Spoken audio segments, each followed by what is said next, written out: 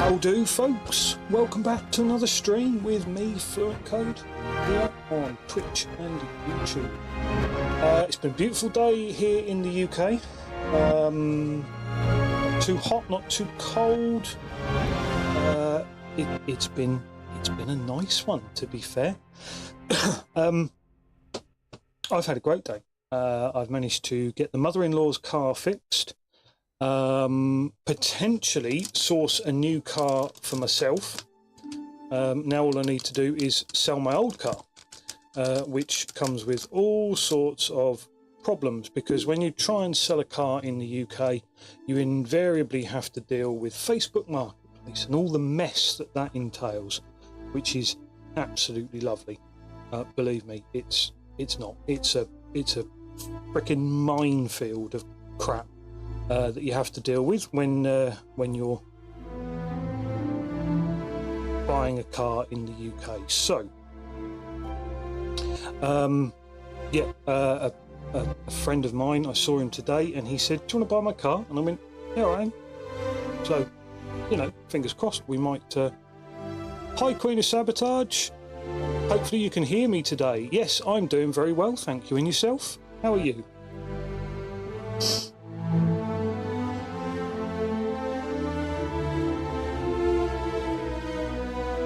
Right, I'll tell you what, let's jump into our painting screen. There we go, we can get this set up nicely now, ready for our... there we go. Oh, that's better. Move that over there a bit.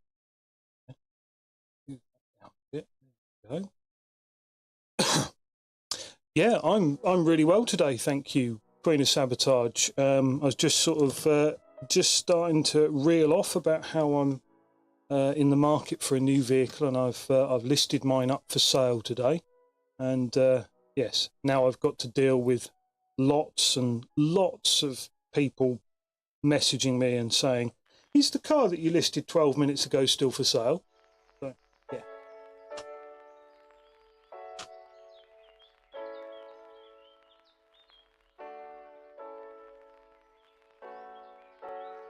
Oh, well done, well done. Can you link your Instagram again? Because unfortunately, I looked at it. I didn't save it or anything. So, by the way, feel free to post it, or if you want to, pop the old Discord cherry and jump on there and post the link on there if you want. Because I'd love to keep updated with when you make progress updates.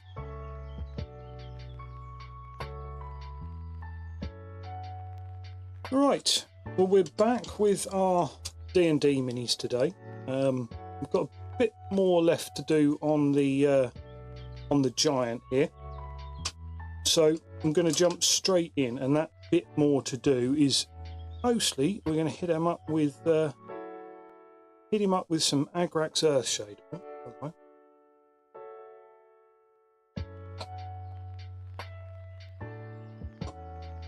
I need my liquid refreshment, so I'm not actually drinking the paint. Don't worry.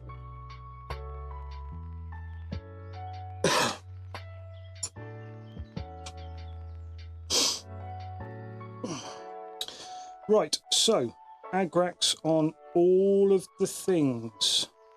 Actually, that's need to be a little bit thicker in there, isn't it?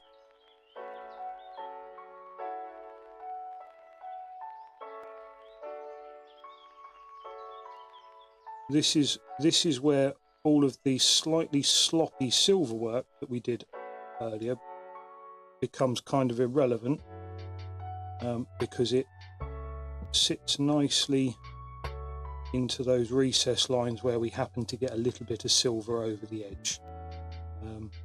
Lazy painting, I know, but it's all good. It's all good.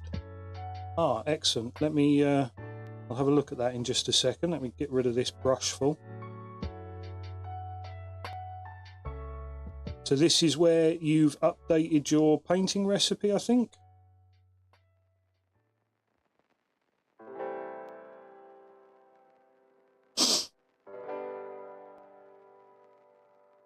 still haven't decided on what the name for that piece of armour on his belly is. I had a name for it the other day. Cannot for the life. It sounded right. I'm not sure if it was right, but it sounded right.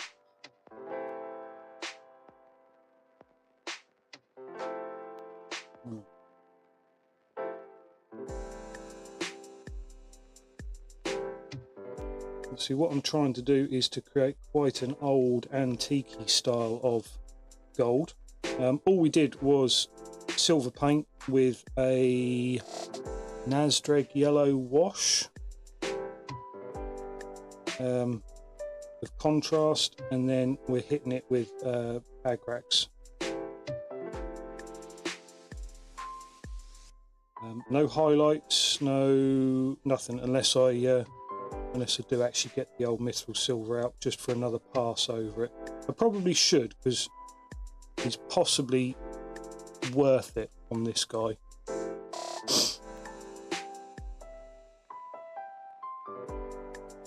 After all, like I say, if you can't spend a bit of time on the 24-foot tall Storm Giant, then what can you spend a bit of time on? Certainly there's no point spending time on doing a Gnoll, which is going to get wiped out in 2 minutes, versus a full encounter's worth of Storm Giant, hopefully.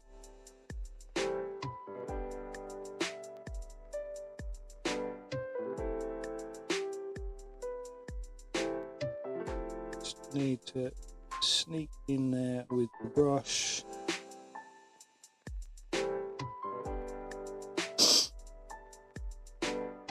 There we go. All of that just starts to tone him back down nicely.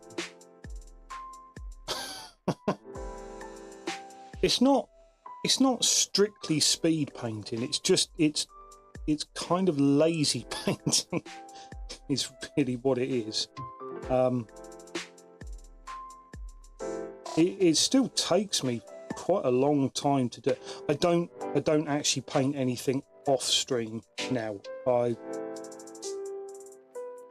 I actually quite enjoy the process of doing it on stream. So I finish the stream and I put the model down and I don't touch it again until I start. So it is still taking me quite a long time to do it, even if these are, you know, grubby speed painting methods.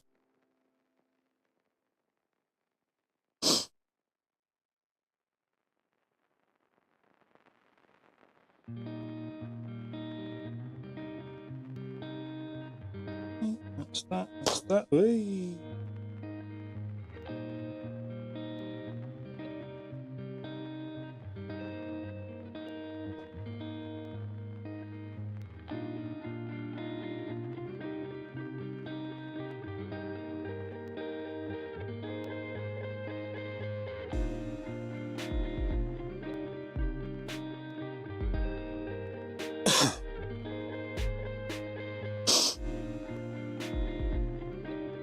Okay, that's not looking too bad. So we will just go on a bit more paint.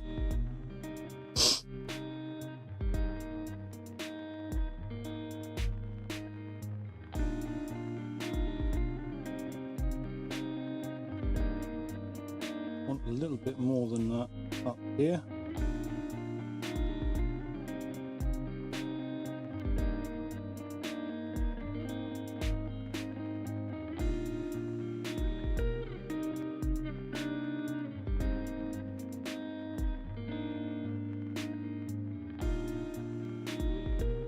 So, Queen of Sabotage, how did your interviewing process go today? I hope it went well.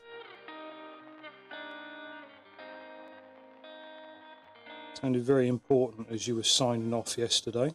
So, do hope it went well for you.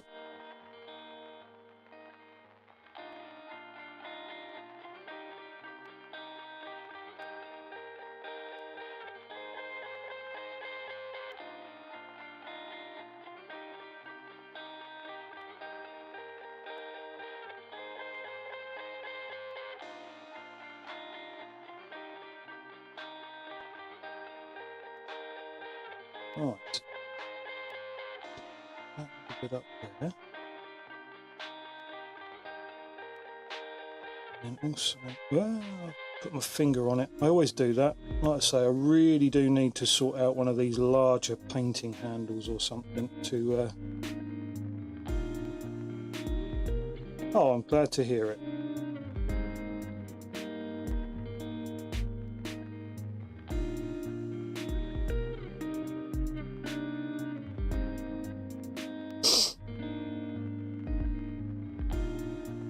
You're going to hire him? Okay, good, good.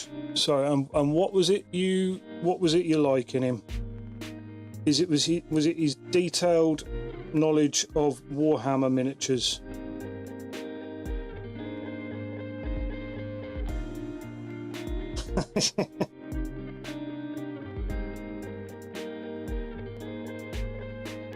I mean, if I'm honest with you, I probably wouldn't tell him that.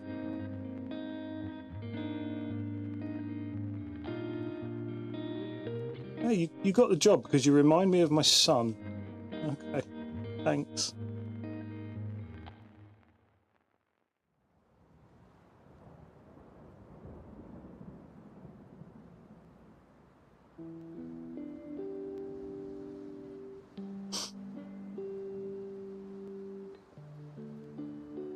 Right.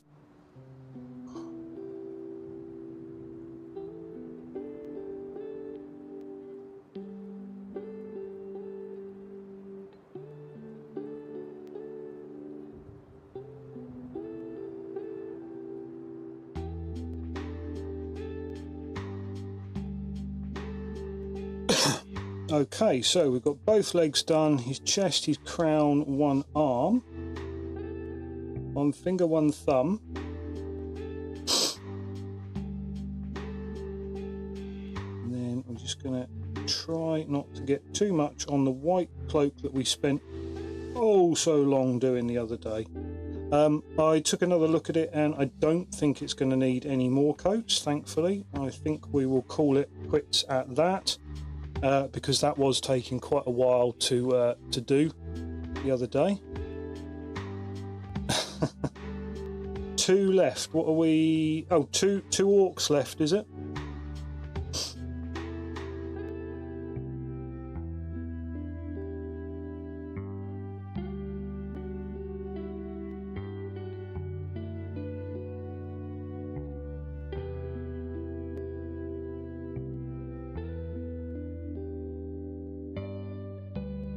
Right. Let's have a quick look at that link you posted.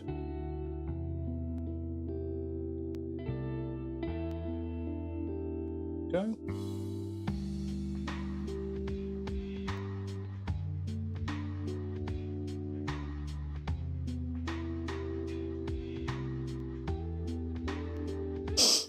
Oh, so the Oryx is the update post, because they're looking a lot more muted. The contrast is great on them, but they're not quite as bright as they were, or quite as electric green as some of the other ones were. Is that an intentional thing?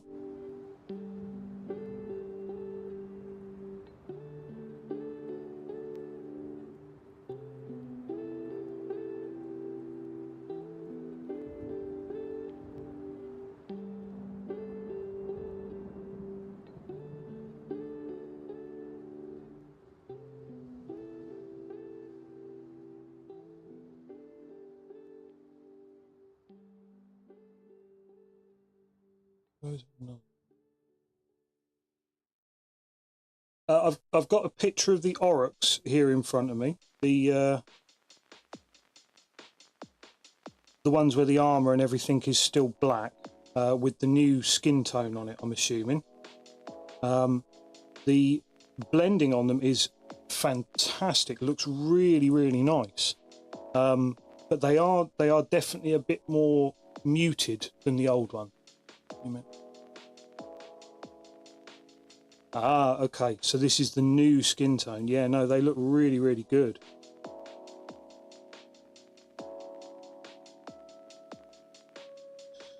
Right, just a little bit more on this torch.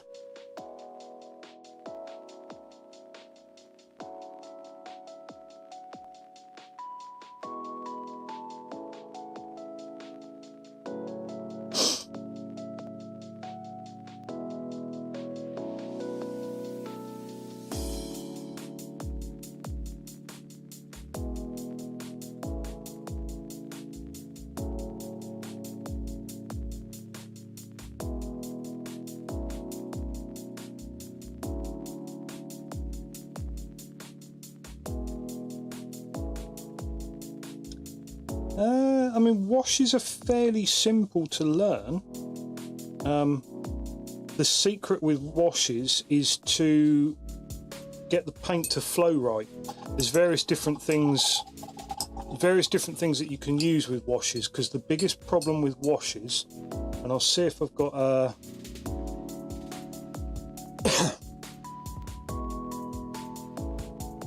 I've got an example of this. So here, because I'm literally taking it out of the pot as is, effectively, you can see that around the edge of this wash you get a sort of coffee stain. It's a line around the edge of the wash where you can clearly see that's where the wash finishes, or that's where it's pulled, and you end up with that coffee staining. There's various different things like flow improver, or even a drop of washing up liquid, dish soap, something like that, that you can add that helps to break up that stained edge around when you I'm just sort of, because I don't use an awful lot of washes, you can see here where there's a bit of a crease in the helmet, and what's happened is that the wash, this shade, Agrax Earth shade, has pulled around it, and then you end up with this sort of line around the edge of where the shade has dried. So that's the key when you're wanting to do washes in a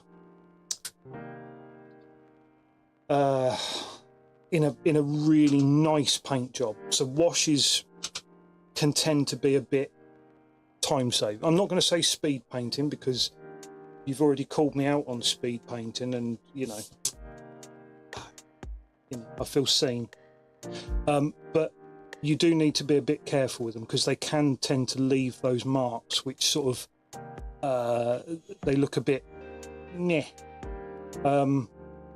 Glazing is a much harder process, but it will leave a much cleaner finish. But you kind of have to get it highlighted all the way up and then glaze it back down, if that's what I mean. Yeah, I mean glazing is just a case of incredibly thin paint applied over and over again until you get the right colour effect. A friend of mine is just absolutely the most amazing glazer you've ever seen. He's such a high quality painter, it's unbelievable, and his work with glazing like absolutely inspires me. Not to copy it, because I'm tragically poor at copying his work. I'll just see if I can get his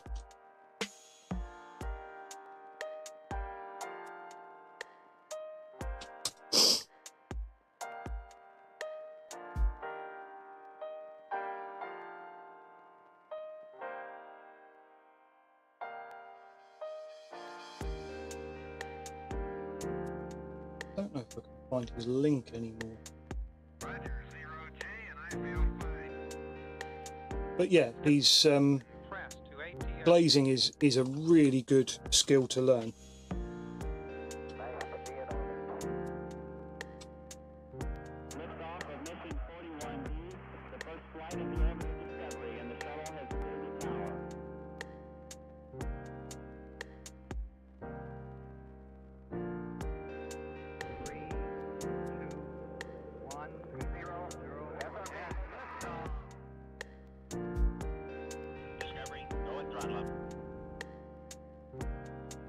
average 4 computers now have primary control of critical vehicle functions. It's a good skill to master early.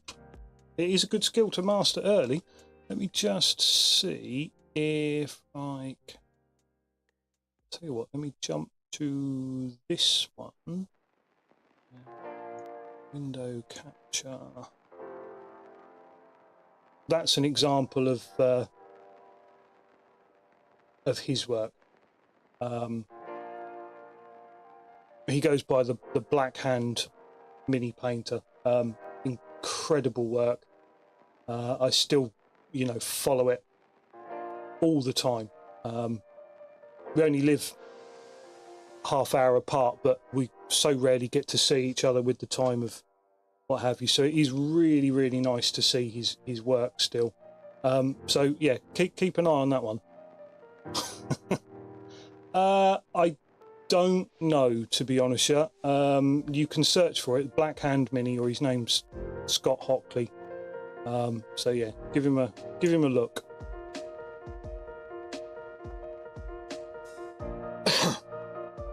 Right, now how are we doing? So with this guy now, I really need to work on his fire here, because I'm not happy with the way it's taken. It's got the bare bones of it, but I think what I need to now do, because this is going to be quite a dark, sooty fire, I now need to transition into the greys and blacks to actually get this to look right. So let's see if I can find my grey in my tub of lost paint that I can never find anything. I need to sort this out. Go on then, what's that?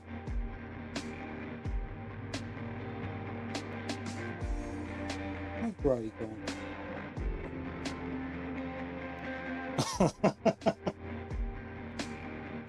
If only it works that way.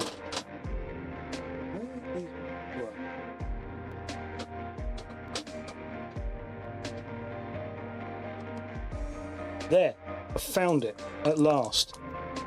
See, I can do a whole stream of me searching through my paint pot looking for a paint that might or might not actually be in there.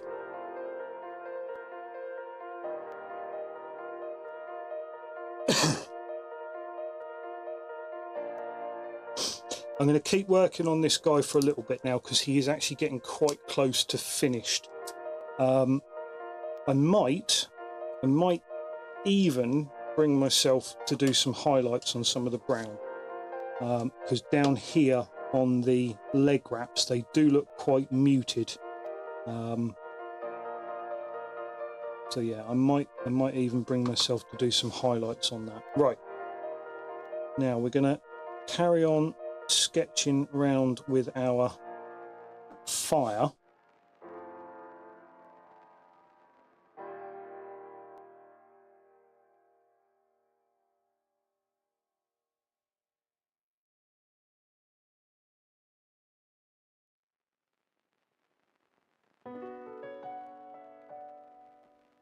And I'm just saving the highest points on this for like actual black. I say pure black, it's not. It's going to be black, the contrast black. But it will be quite close to actual black. And then all I'm going to do is just a tiny little whisper of this where I feather it in. Hopefully we can. What I might need to come back and do is a little line of white and then a little bit of, yeah, it's it is a bit unfortunate. Oh yeah, of course, because you're not in your homeland as well, are you? You're in Germany.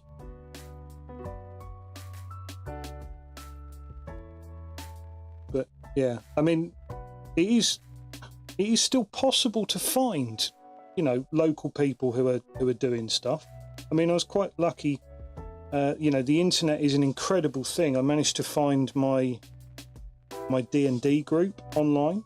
You know, I responded to an ad on Facebook of all places. Yes, Facebook is still a thing, folks. That said they were looking for players, and so I've now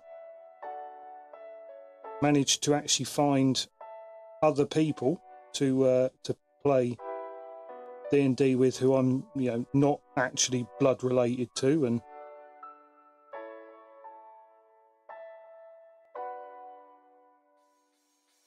I'm trying to stick to the shape of each billow here.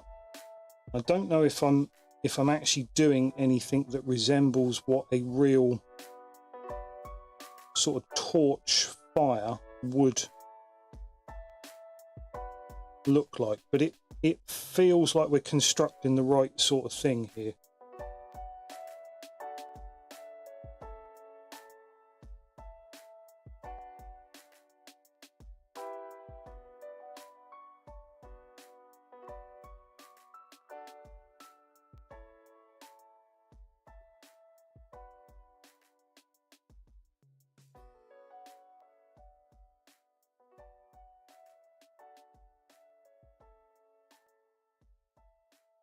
And hopefully once we actually get the black in at the top, that will actually resemble something that looks like fire or smoke, or I don't know quite how to. This whole fire thing here in his hand has never actually made an awful lot of sense to me. It's like a torch, but the construction of it doesn't resemble fire from what I can make out. It is just purely smoke. So I've tried to underlight that smoke as best as I can to make it look like there's fire in the bottom of it somewhere, but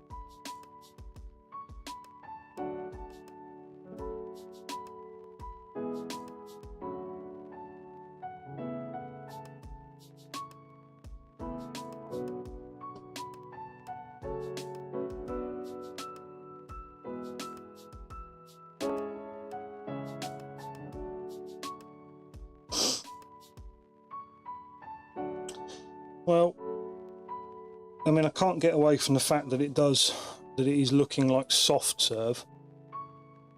Yeah, I'm experimenting with a little bit of just no copyright sounds music in the background, just something to chill out and paint to. So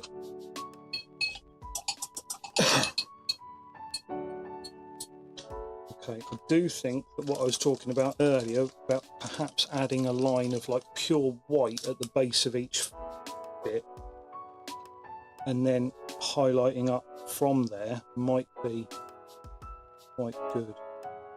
Then hitting it over with a coat of speed paint again.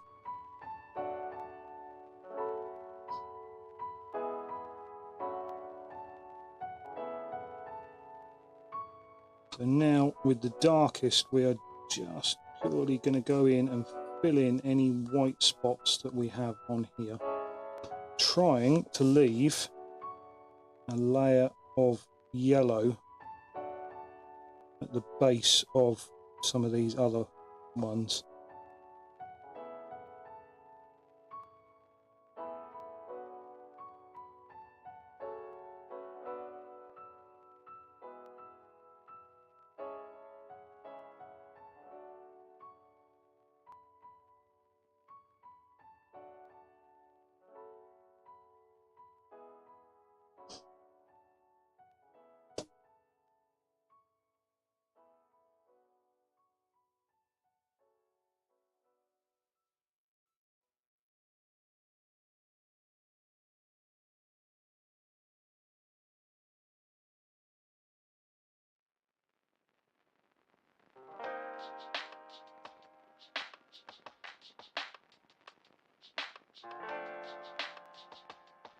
I might run a line of pure white at the bottom of each of these and then hit them with a little bit of bright yellow.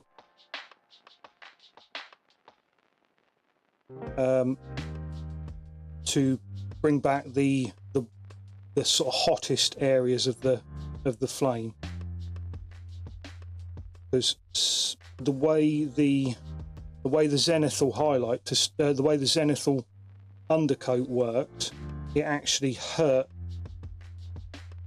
the application of the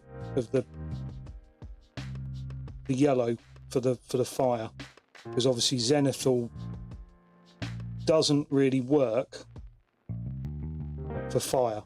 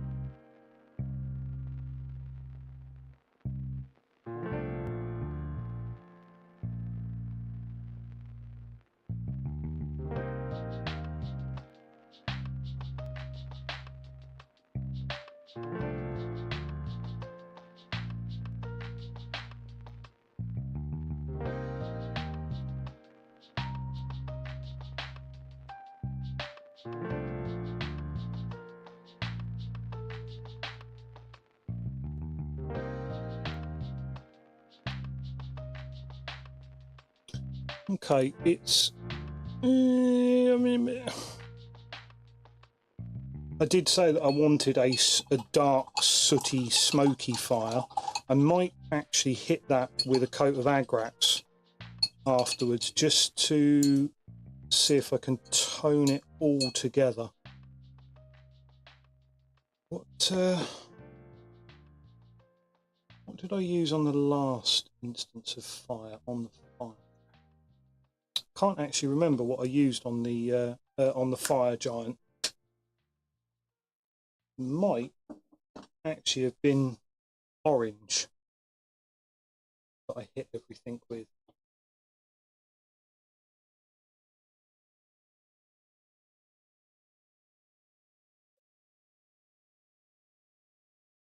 You have a great evening, Queen of Sabotage. It's really nice to see you in the chat time after time. So I very much appreciate any time that you can spare for me. Thank you very much. My lovely wife has got the heating on tonight for some reason, because it is actually a little bit cold. We've had a lovely day, but the cloud cover has come over and it's a little bit cold. So just going to take it off while she's got the heating on. Because of course I don't need the heating on.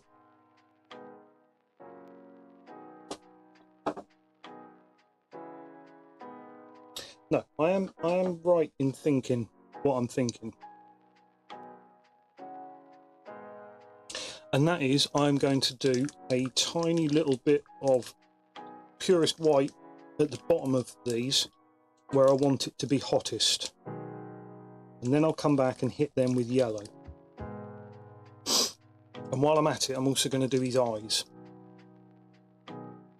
So, not just his eyes as well. I'll show you what I mean.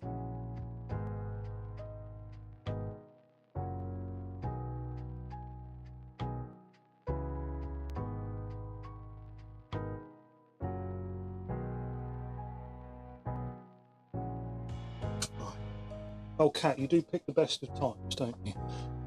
Just one. Go on.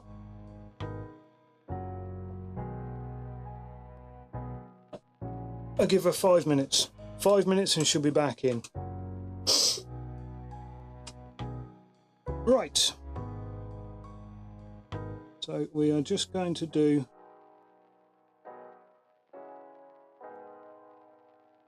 the very bottom of these really hot flames,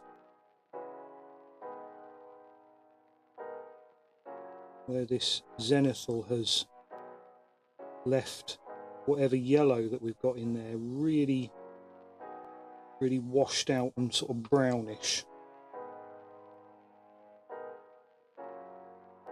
Can't get all of it.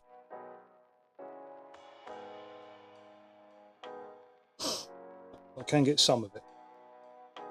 But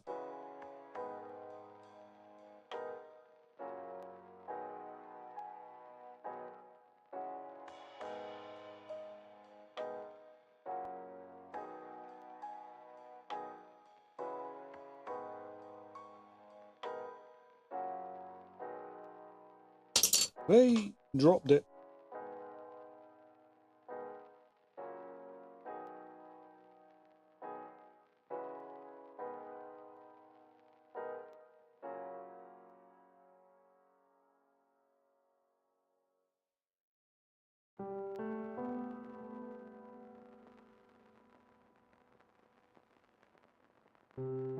So this honestly shouldn't make it look like soft serve anymore.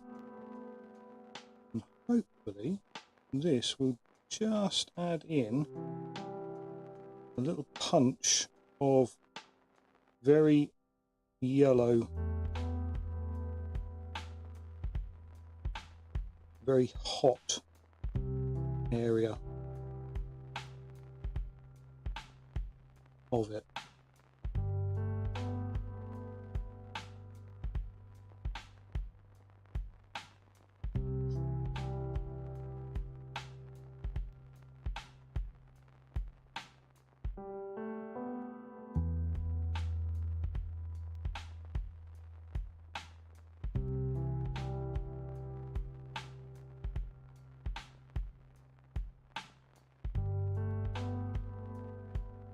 I don't know if I want to go all the way to the tip, do I? Let's see, I might do.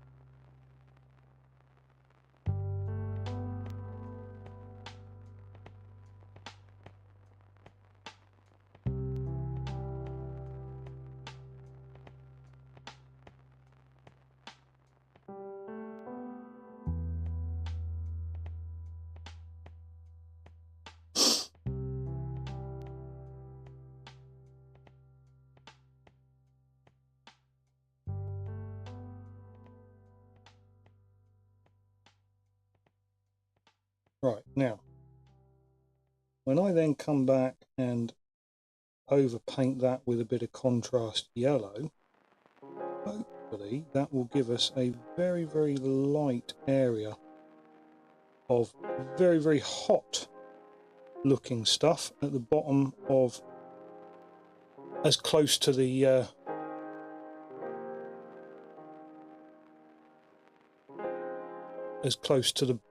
you know, the torch as possible.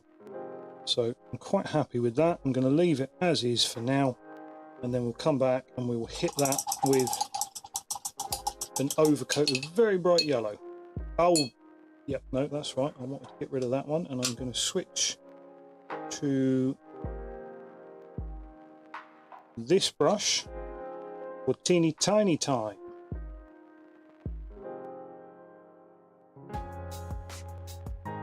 Now I can be quite brutal with these.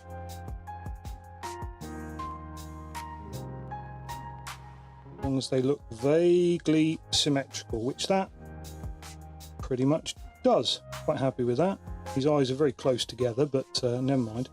And then also what I'm going to do is, and this is the bit that might prove awful, or it might prove the tie-in for the other model here. Just going to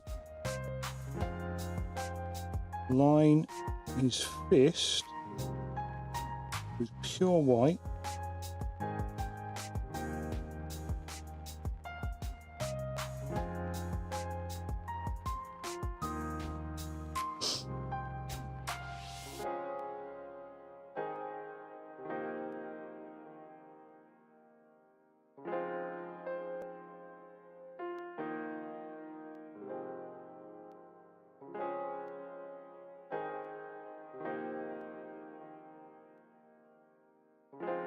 And then I sort of want to sketch some of it all round.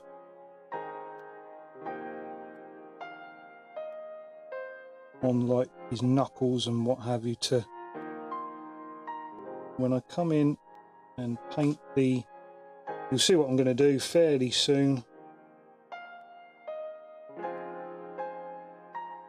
If you can't see it already.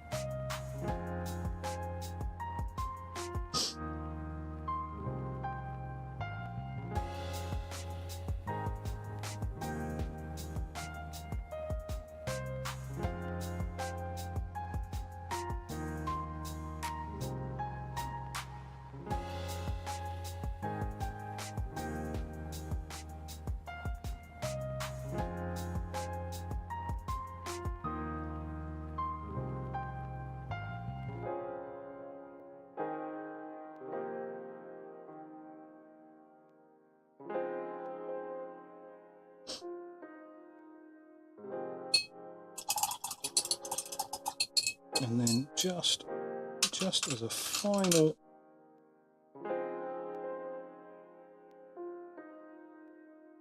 and this is where it could go completely wrong, is I'm just going to dip that in there as a very, very watered down liquidy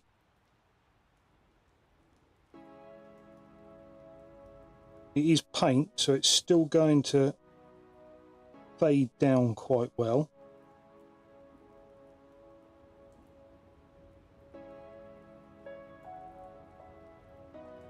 Rather than inks, which would stain that rather nicely.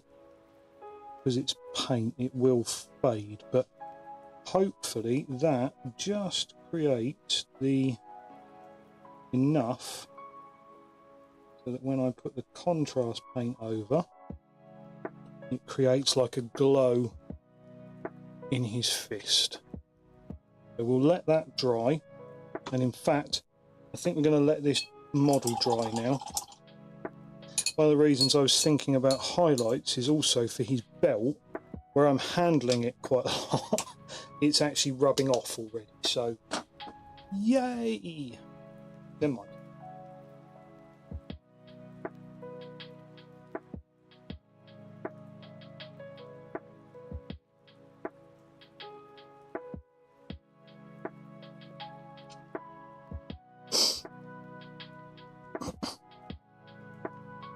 So, Friday nights.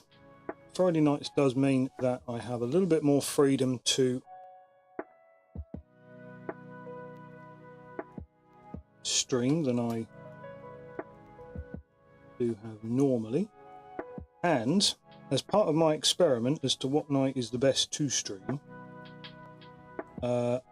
this would be the first opportunity I have had to run a bit later. I often do on a Friday night anyway, so I'm not tricking my own algorithm or anything. I'm not going to spoil my results, but it would be quite nice to know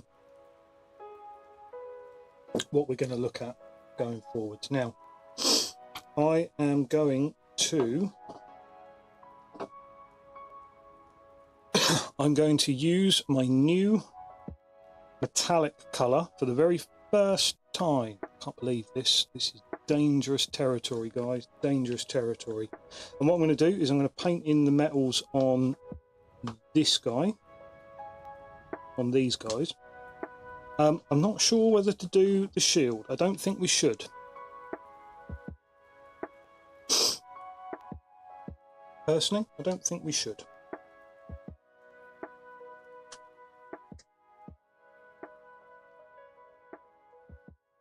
Well, that's a very thick looking paint, isn't it?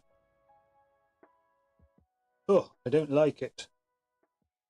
Not nice and thin like my mithril silver is. It works nicely for slightly more evil models like this one, I guess, because gnolls are invariably evil, even though I think they are some of the coolest sort of minion models that you can. Oh, that's thinning out horribly. It's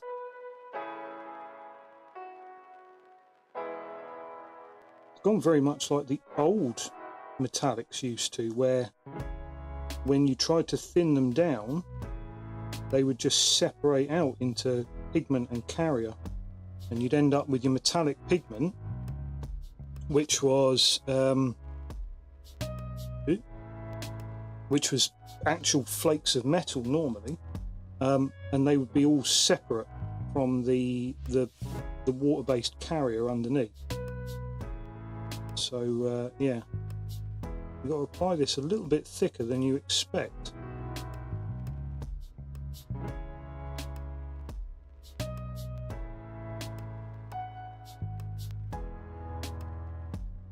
This whole too thin coats thing it's all rubbish anyway. Just paint it however you bloody want to paint it. If you want to put on 6 coats of thick paint, then be my guest. If your model comes out like Brother Clarence, which is an in-joke for those of you in the know, then, you know, who are we to stop you? I think it might be an idea. I don't think they would have access to metal plate armor. I think this would all be leather. I'm trying to inject an element of realism into something that doesn't warrant it in the slightest, but okay. Oh look, somebody's cut the end off of this axe end. I don't think that was me. I feel like I would have remembered doing that.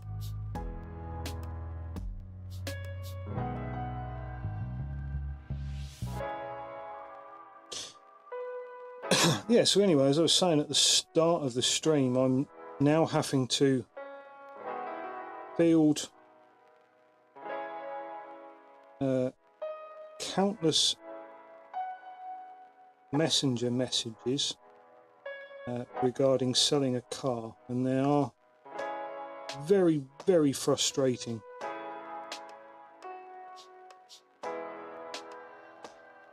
You'll forgive me if I glance angrily at my phone every so often during the stream.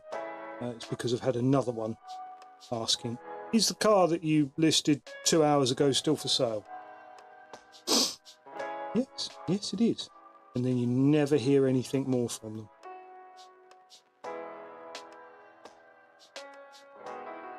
Haven't been able to work out what that actually is with Facebook Marketplace sales. When people message you and go, is this still for sale? I know it's the auto default message, but you actually have to click like 3 times in order to send that.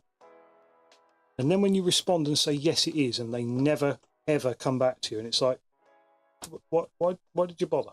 What was the point?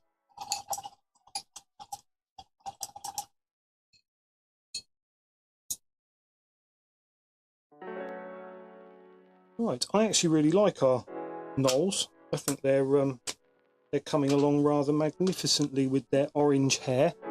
I think that's quite fitting, and I think the spots came out quite nicely now they've dried as well.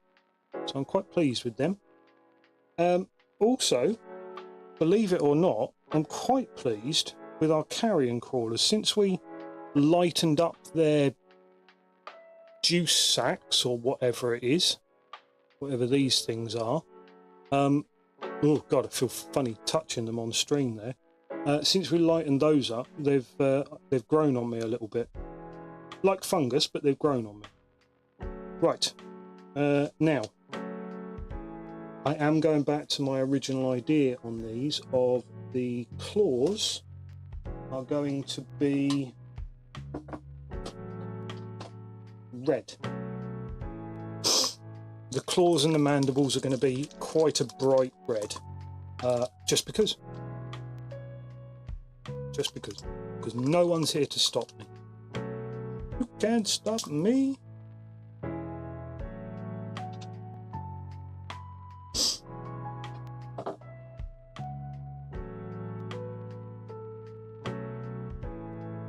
However, because these guys can be a bit fiddly getting round to all of their arms and stuff, I'm going to pop him on the handle.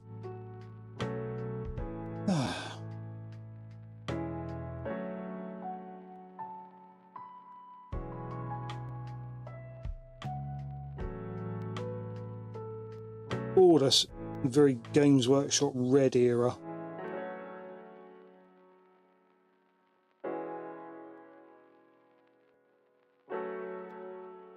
I did love me the Red era though. If you aren't familiar with the term, Google it. You will instantly get what is meant by Games Workshop's Red era when you have a look at some of the pictures. So just do a Google search and then flick the images. Games Workshop Red era. And then you think, why on earth would that be red? Why was that ever decided to be red? What makes it even funnier is that back during that period, red was one of the hardest colours to get right. Because the reds that we had access to generally tended to be very, very low in pigment opacity. So you would have to apply quite a lot of it in order to get it to cover.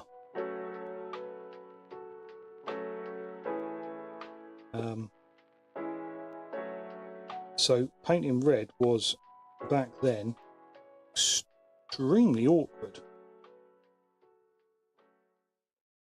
I say awkward. It was frustrating as hell. But we kind of knew what we had to do. And then some genius at Games Workshop decided that no, what everyone has been doing for 30 years with their white undercoat is no longer correct. We need to switch them to black undercoat. I've never been convinced what the reasoning for that was, because they switched us to black undercoat, but they didn't update the paints until quite some time after. And even then, if anybody remembers the old Bolter Shell paint box, they were not very high opacity still. We didn't have access to things like foundation or base or what have you. It was paint. You had paint, you had wash, you had metallics, and you had, no, at that point they dropped inks as well, I believe. I believe inks went the same way at that point, where they got rid of the old hex pots. But these claws are extremely Red era appropriate. Very satisfying.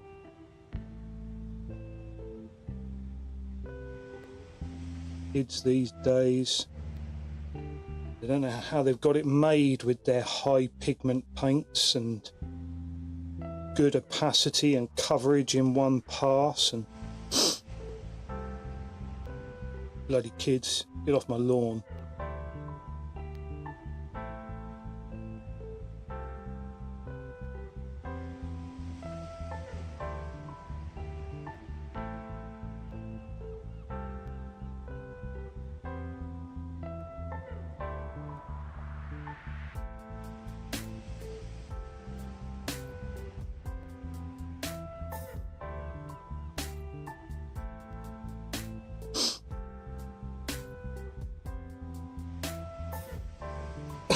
I have been keeping an eye out for the next board game that I need to add to my collection.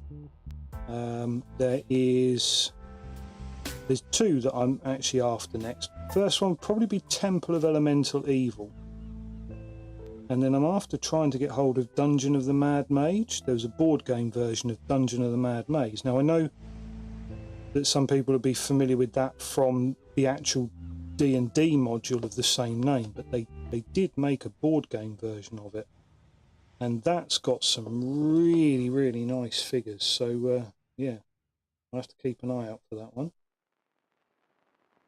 If anybody's got it and wants to move it on, then let me know. I can find a good home for it on the Wall of Nerds.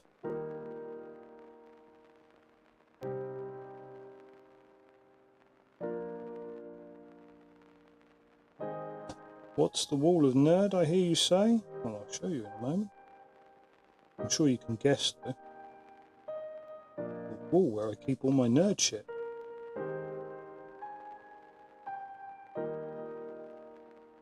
Which I'm fairly convinced most of us hobbyists must have. Everyone's got a wall? Yes, of course you do. Even if you don't know it, you've got a wall.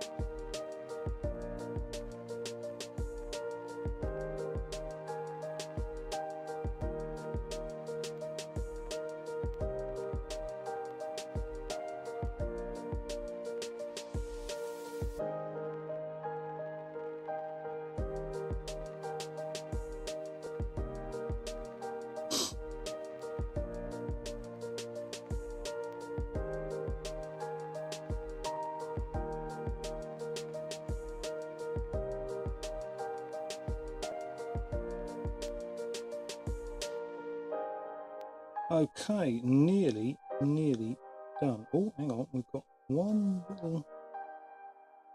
I missed... Oh, I got that. I got it. Don't worry. You're not worried anyway, are you? I got it. Even if you're not worried. I got it. Oi, oi, oi, oi, oi, stay on target.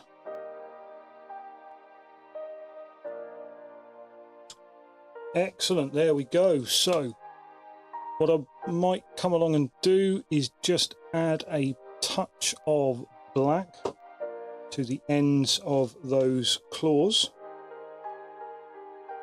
and a little black dot for each of their eyes, I think.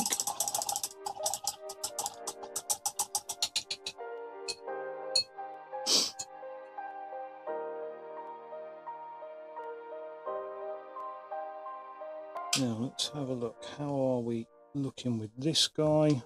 Must stop touching there. Wildwood is this fantastic colour, but it does seem to rub off. That's looking pretty dry.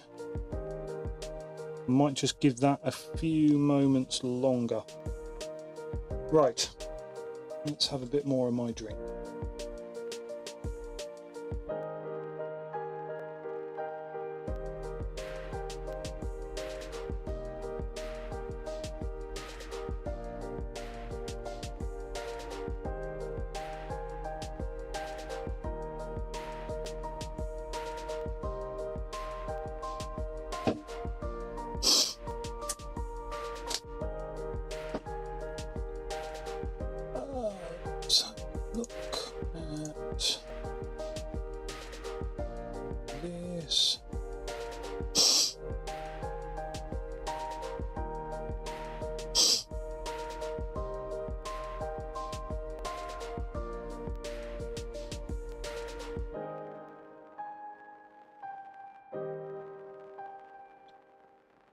Okay. Right.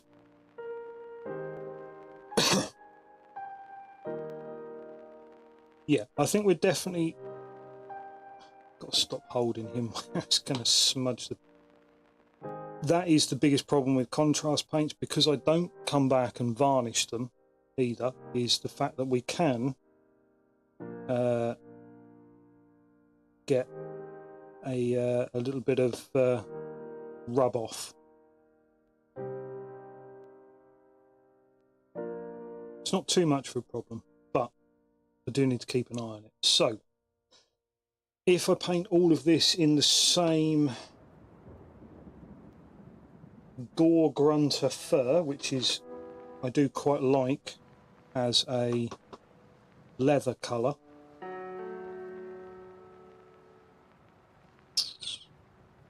it's all going to look a bit the same. What am I going to do with his shield? I can't paint all the armour and his shield in the same colour. So I'm going to do the armour. I might have to come back and paint the shield in metallic as well.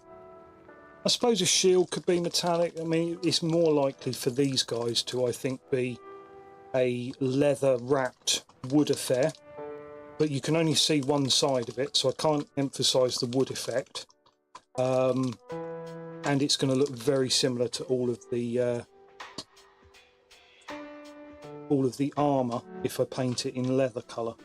So the armour is going to be leather. God, stop picking him up by his hair. That's why he keeps losing the paint on his head. Literally just told yourself that. Sorry, I'm moaning at myself now for not listening to myself. You sound like an idiot at times. Right. There we go. So, yeah, as I say, oh, you can see the back of it, but you can only see the back of it there. I'm going to paint it metallic. I'll come back and I'll paint it metallic because, well, because I've kind of convinced myself that that's what I should do. So, I mean, these old minis are old minis now. They're, I say that. I've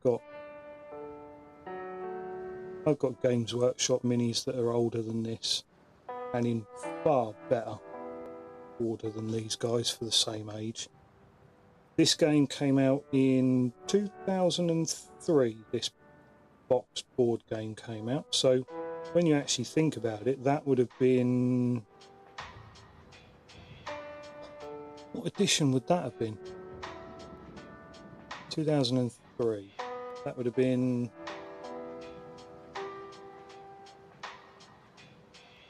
third edition 40k and 6th edition Warhammer, something like that.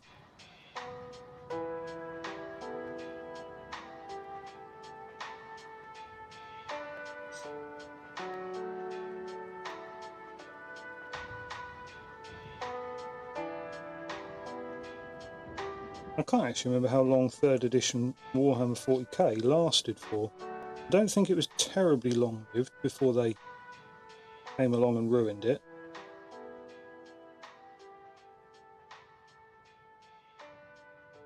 I mean, as much as I actually adore 2nd edition will always be where it is for me in 40k. I do acknowledge that 3rd edition was actually quite a good larger battle format. So to take the concept of Warhammer up to a larger scale, 3rd edition actually did it quite well. I think it was after that they started going wrong. Controversial opinion, possibly, but I don't feel I'm wrong. Mind you, probably no one does when they have a controversial point of it. Right. Totally not happy with that armour, but it is done. And as we know on this channel, there are no backsies. We don't go back and repaint. Nothing's a mistake. It'll all come out in the wash. Not that we're going to put another wash on these or anything. This is it. That's it, done. Right. And so much am I convinced that it's not a mistake, I'm going to do exactly the same with the other one. I've got another 3 of these to do as well, because there were 5 of them in the box game.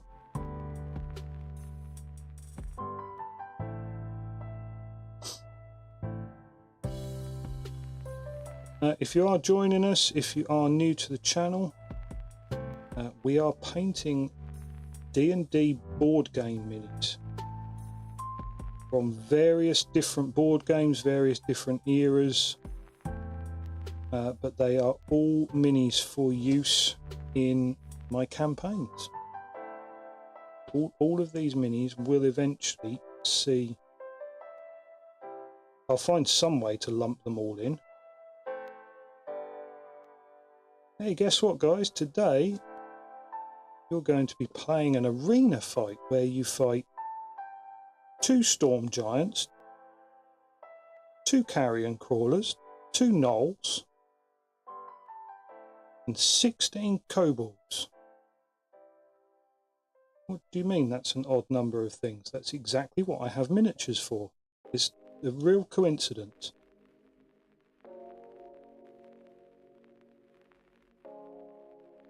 Stay on target.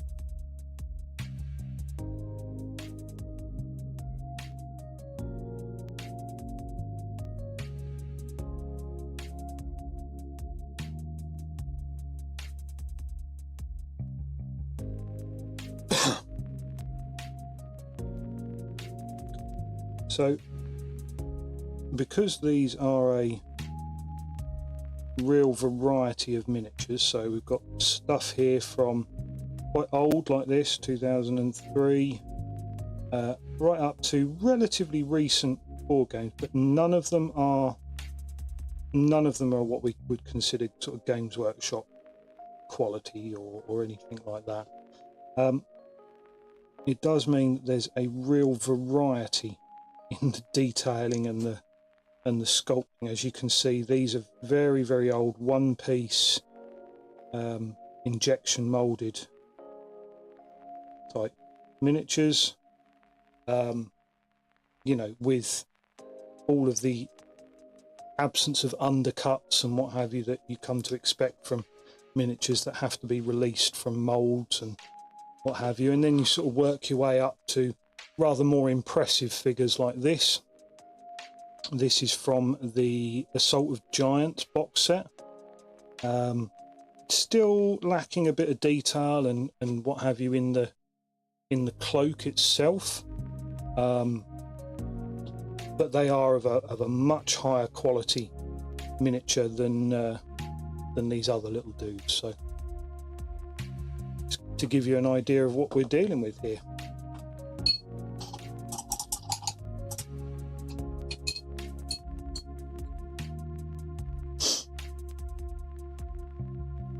Right.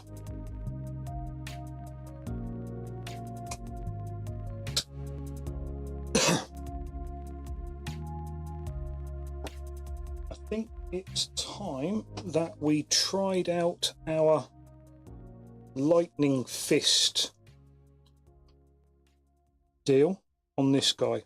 So what I did was I came back with some pure white highlights, including white dripped into all the joints between his fingers and what have you, because I'm trying to generate a similarity of colour with his brother here, because otherwise I can't see anywhere that I can include that on the model. So we are going to try and do it right here, right now, with Aethematic Blue. Let's have a little look and see what we can do. We could be onto something.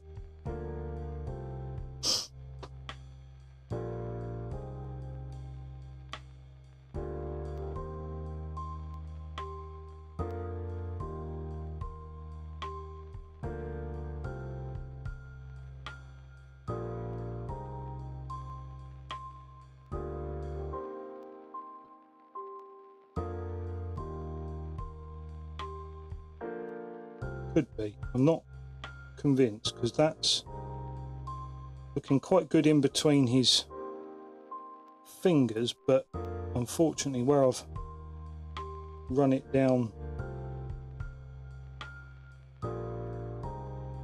the back side of his hand and what have you, that doesn't look as good to me.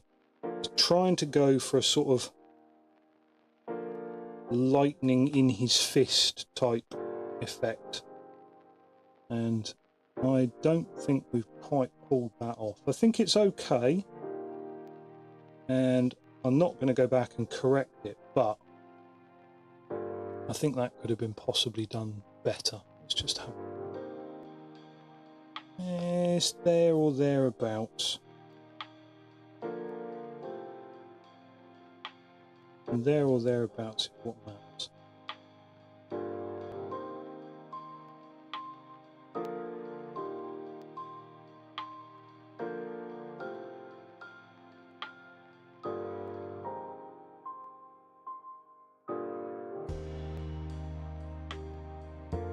Ah, thank you, Seribot. You're doing God's work.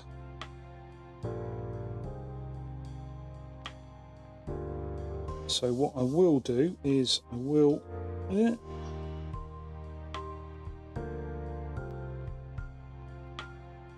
just get that blue in there, and I will feather it out to his hairline.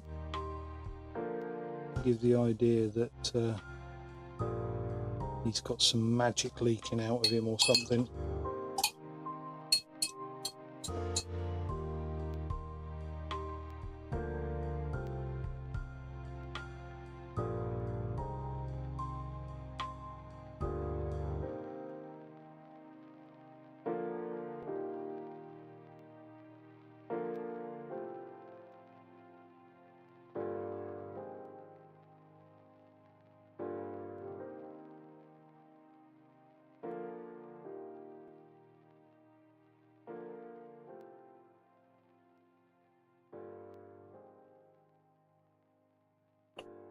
Oh, just not succeeding with getting that bit. There we go.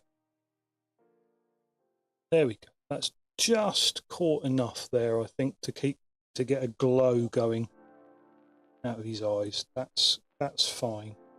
That should match in quite well with his brother now. They've both got that sort of eyes going on.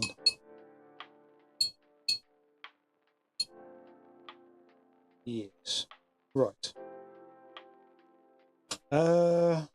Scarily, once I get the additional yellow done on his brazier, which I'm going to look at now, he's pretty much done.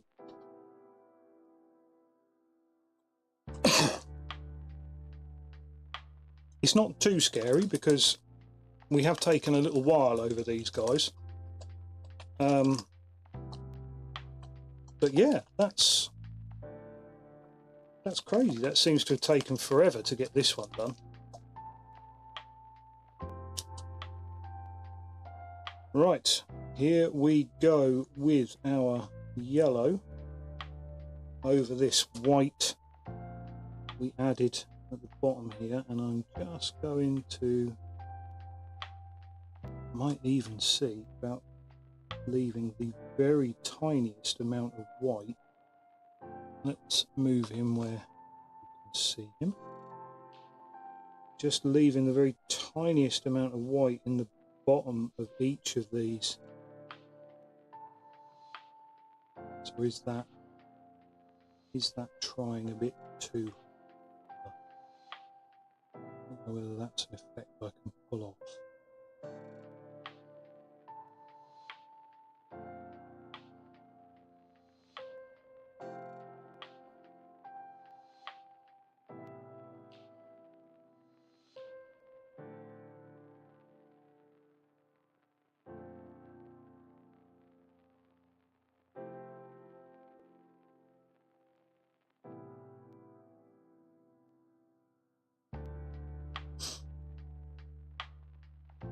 Okay, that's looking okay actually. I'm not too hating that, which is high praise from me indeed. Because I can be quite critical of my own work. I just don't actually care enough to come back and fix it most of the time. So yes, I'm critical of it, but it never actually gets improved. So you know, maybe there's some life goals or something in there for me. Right.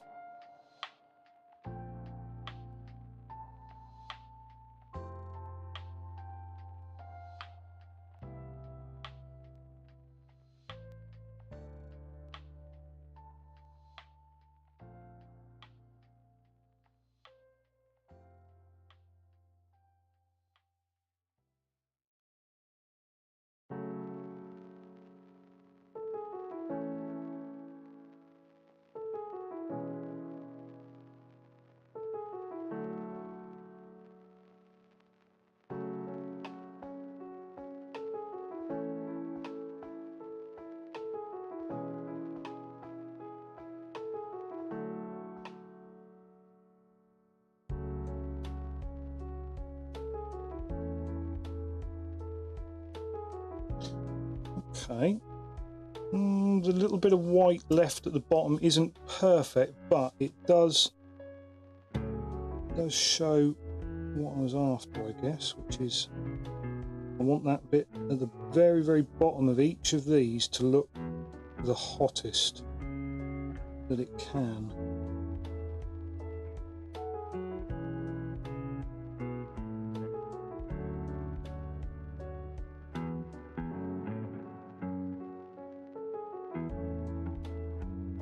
Okay, there we go.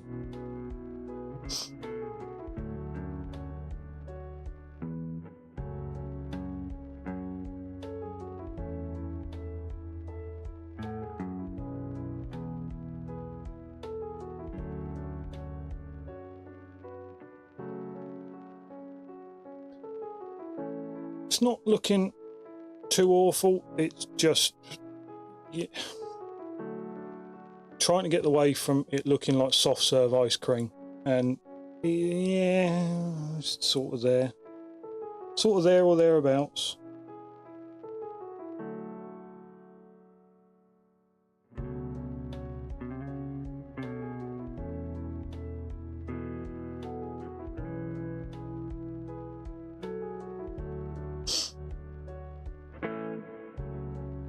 That'll do. That'll do. Right.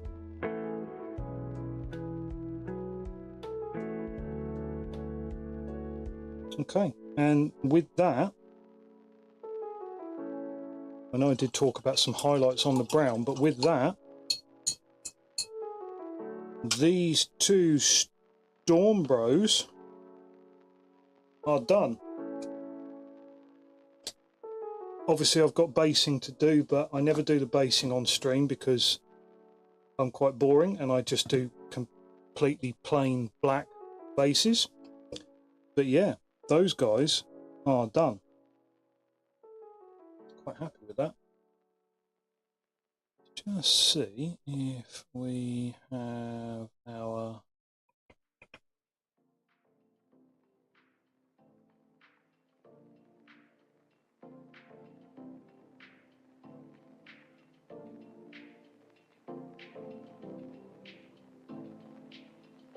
How do they look? Does that get any better?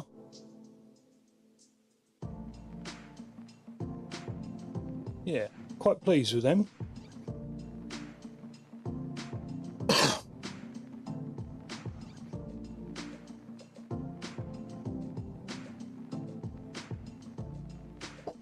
Quite pleased with them indeed. So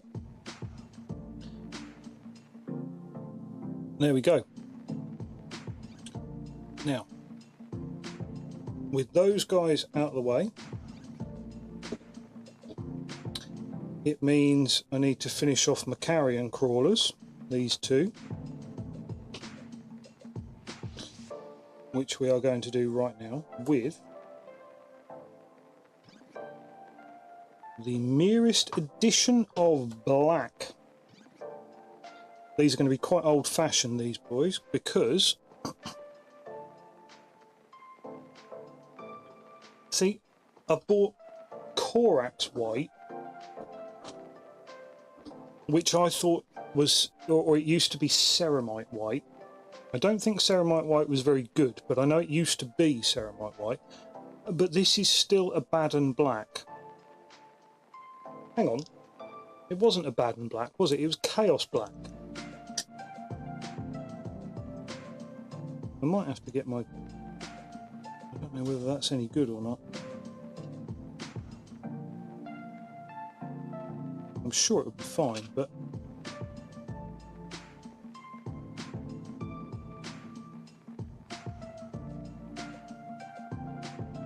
what sort of consistency does this come out of the pot then? Meh, it's alright, I suppose.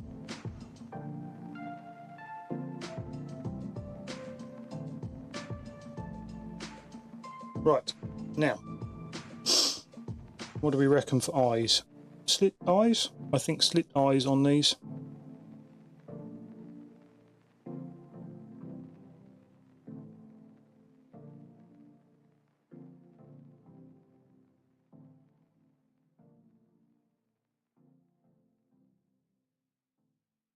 Okay, they 100% make the caricature effect even worse.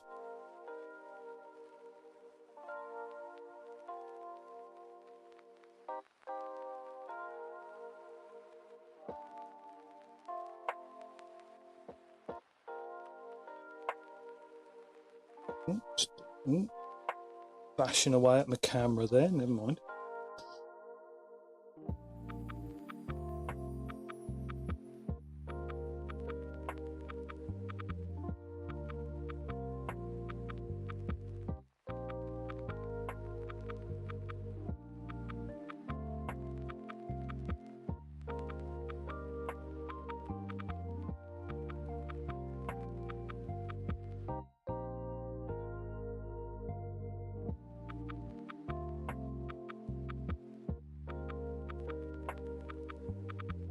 Let's try and pick up both of those there.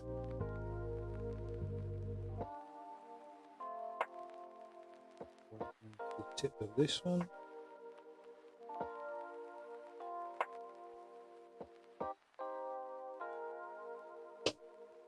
And just the tiniest little highlights on the end of each of the... I say highlights, they're not. It's just painting the tips of them black. But trying to make it look kind of I hate that word, striated.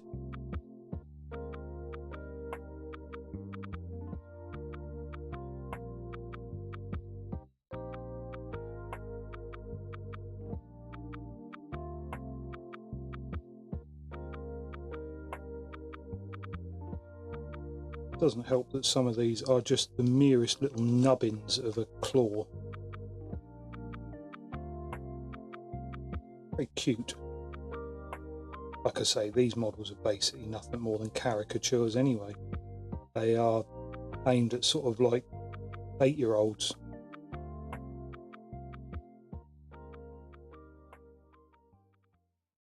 So they'll be perfect for my crew of late 20s murder hobos.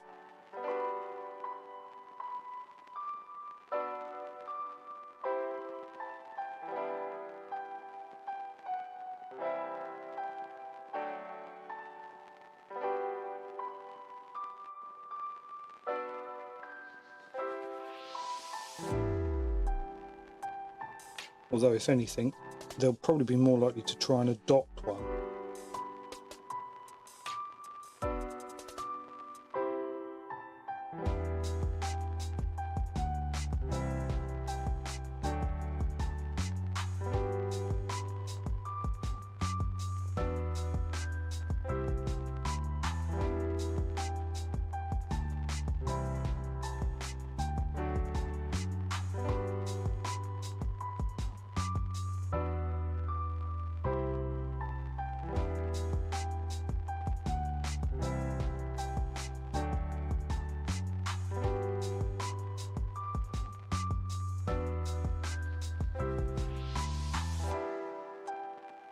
Okay, that's one carrion crawler ready for business.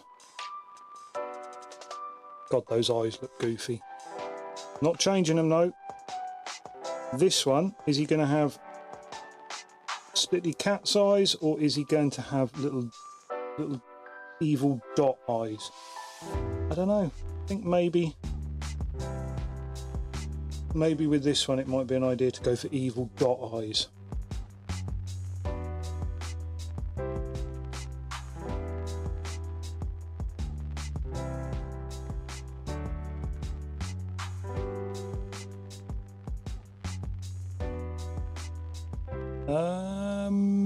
Looks just as bizarre.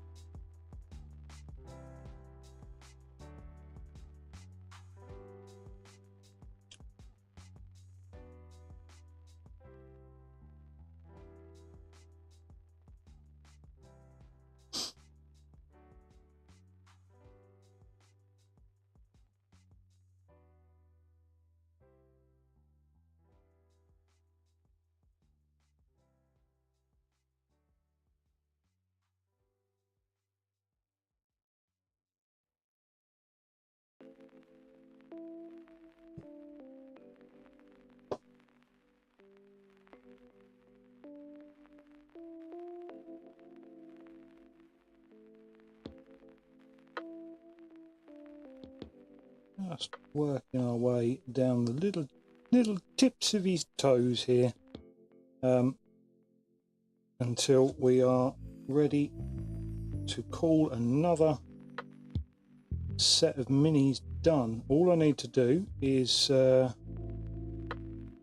tiny little bit on my knolls, and then that's another sort of stream set done, which is just amazing for me, because the idea of painting at one point was just almost like a happy memory. It was like, oh yeah, painting miniatures is something I used to do. Now I've actually got back into it. Look at these guys.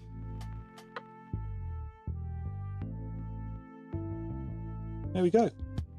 That's another one done and dusted. So that is our 2 carrion crawlers.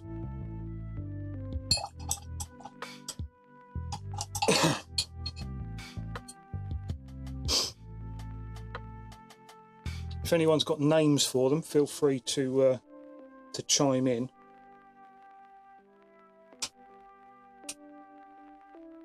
I wouldn't normally name creature minions, but these guys do really look like they would benefit from naming.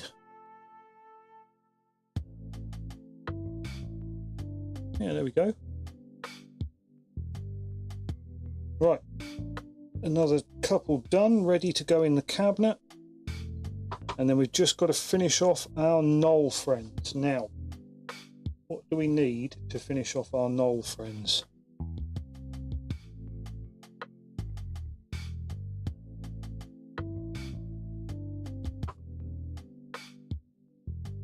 I'm going to keep this very, very basic. And when I say I'm going to keep this very, very basic, I am going to come in and I'm going to paint their shields. I'm not happy with that new silver. What is it? Iron Hand Steel. So if anybody wants a pot of Iron Hand Steel, pop your name and address on a postcard and send it in to everything new is shit and everything old is magical, and we'll go back to using Mithril Silver.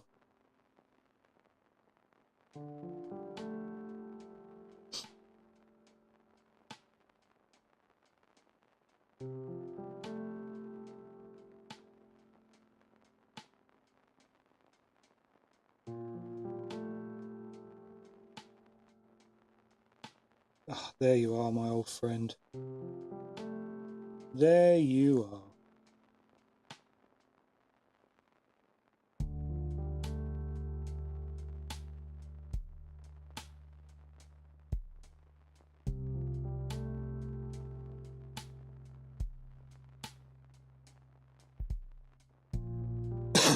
So I actually have my next D&D session all booked for Sunday.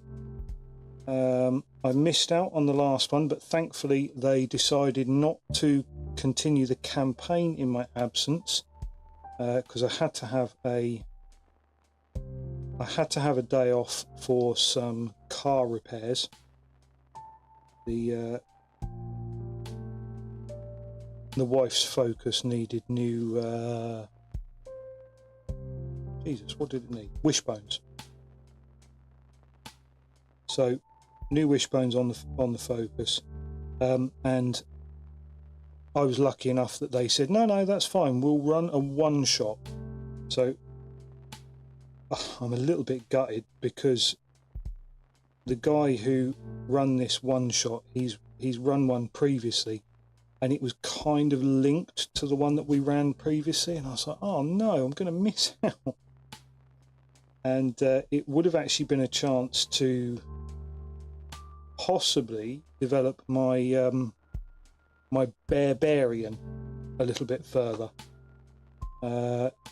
which is exactly as retarded as it sounds. Sorry for the word usage there. I am an old folk, and I do apologise, but it is still stupidly part of my vocabulary. It's just as stupid as it sounds,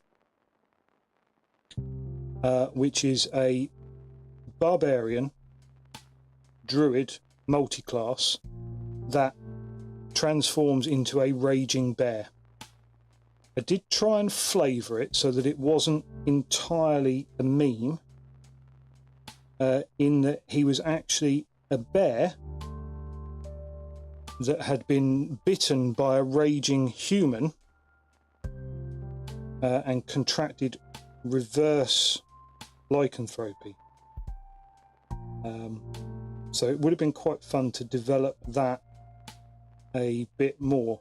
The theory is that when he was angry in his human form, but then when he transformed into a bear, he started to calm down again because he's back into his normal form. So I was quite enjoying playing that, but unfortunately I had to skip that that session. So we're back to our regular scheduled performance of D&D, which is we're midway through Waterdeep, the Dragon Heist campaign. So hopefully we will actually progress it without completely breaking our DM. I have a feeling that there's every chance that we may break our DM if he doesn't get a handle on like downtime shenanigans. Because most of the group, myself included, appear to be working on something that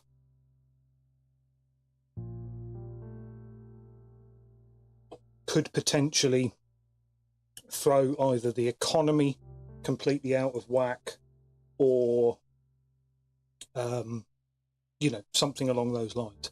So right at the moment, my character is profusely churning out healing potions because our group doesn't have a healer. So I am my group's healer. What that means is that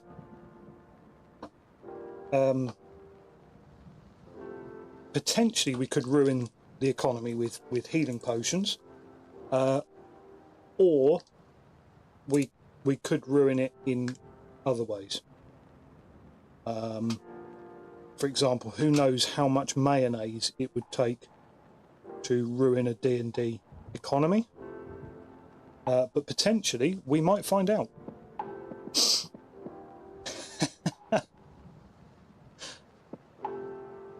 Hello there, Steve. I appreciate you dropping by for the chatting.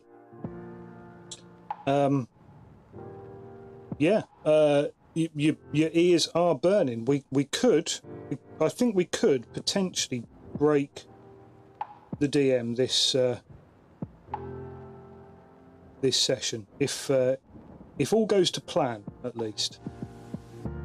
No, I'm hoping that he'll manage to rein it in before we go and do anything too stupid.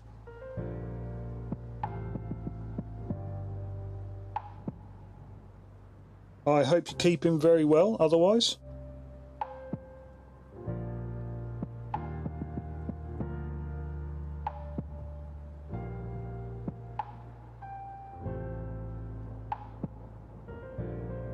Go get our little knoll teeth there, and I'm just going to go and pop a tiny bit of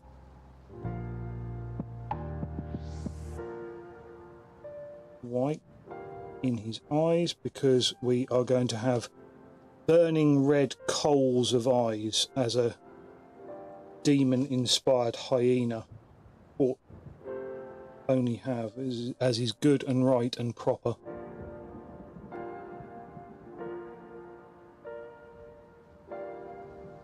That one's maybe a bit bigger than the other. Let's liven that up a bit. There we go. And then we can move on to the other one.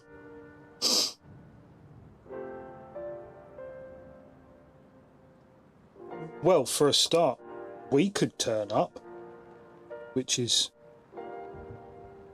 definitely what the organisers didn't have planned.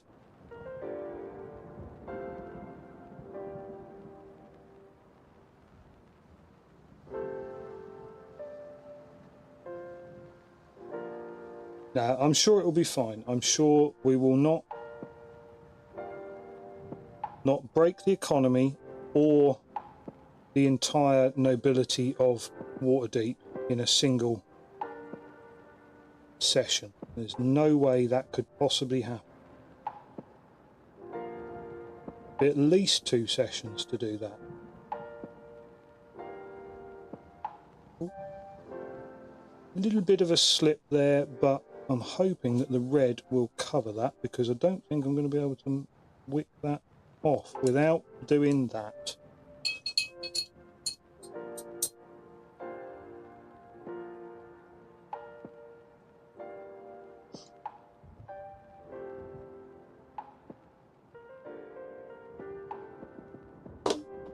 Ooh.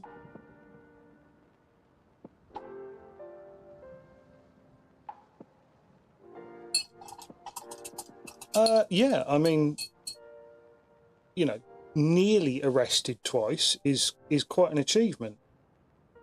You would have thought in any normal campaign we'd have definitely been arrested at least once by now. Right, going to hit that metalwork with a coat of Agrax. I'm also going to do the foot wraps on these. And then just going to put a little dot of red on each of those eyes, and that will again be another couple finished off. And then we're going to have to choose some new models, which is always a fun time on stream, because it is where I like to get a little bit of input from any watchers, because it's nice that people get an opportunity to actually have a say in where we go with the stream. Right.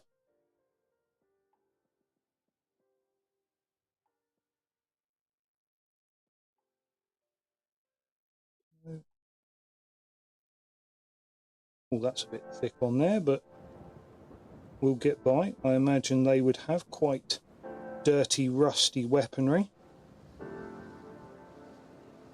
I don't imagine hyenas are the most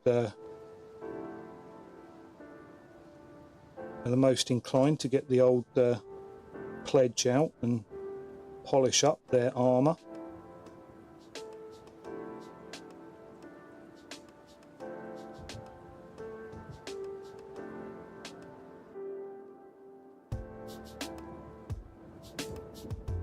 Go, oh, lovely jubbly.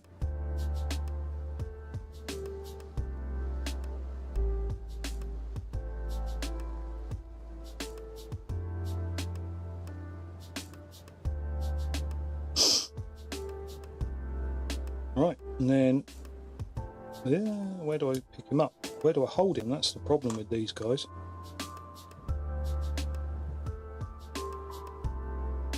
The simplicity of the models is quite nice. Don't have to worry overly about the amount of details that you get on new miniatures.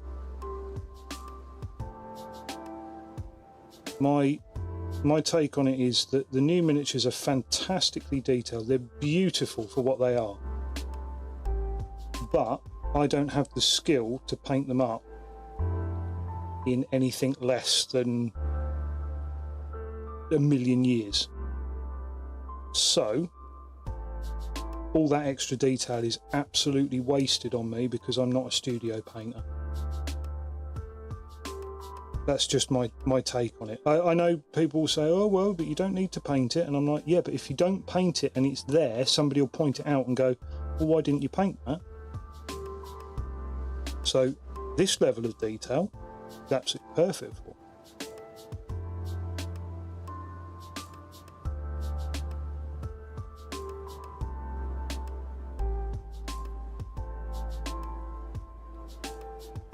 And that's not me doing my normal new stuff bad, old stuff good. I wish it was, but it's not. I fully respect that the models now are far, far better than anything we used to have. It's just that I don't see the need for them to be that much better.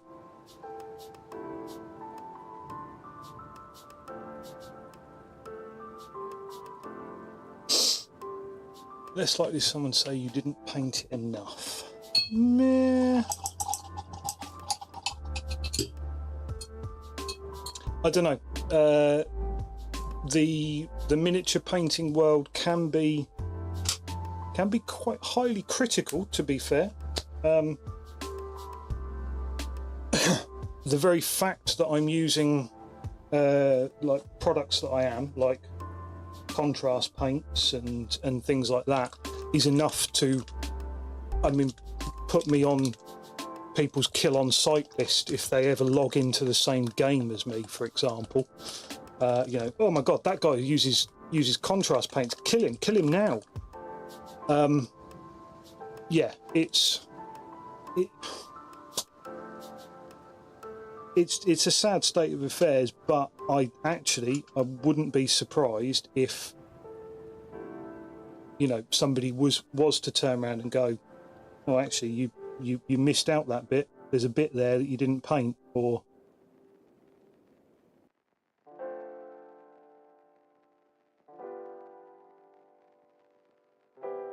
we are a harsh world, our mini painters. Maybe it's changed. maybe it's changed in the last, God knows however long, since I've been started. But certainly I know in the past there were certain communities that maybe you'd be part of and you'd go, oh, actually, yeah, I'm going to post that up. There was a certain four-letter community.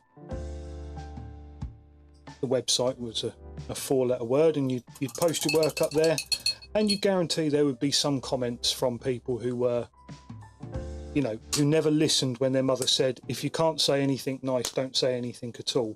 And they would say some of the most hateful comments that you can think of. And if anybody called them out on it, they go, it's just constructive criticism. And I'm like, that's not constructive criticism. I never posted anything there purely because I saw some of the community and I was like, I don't think I'm good enough to post here.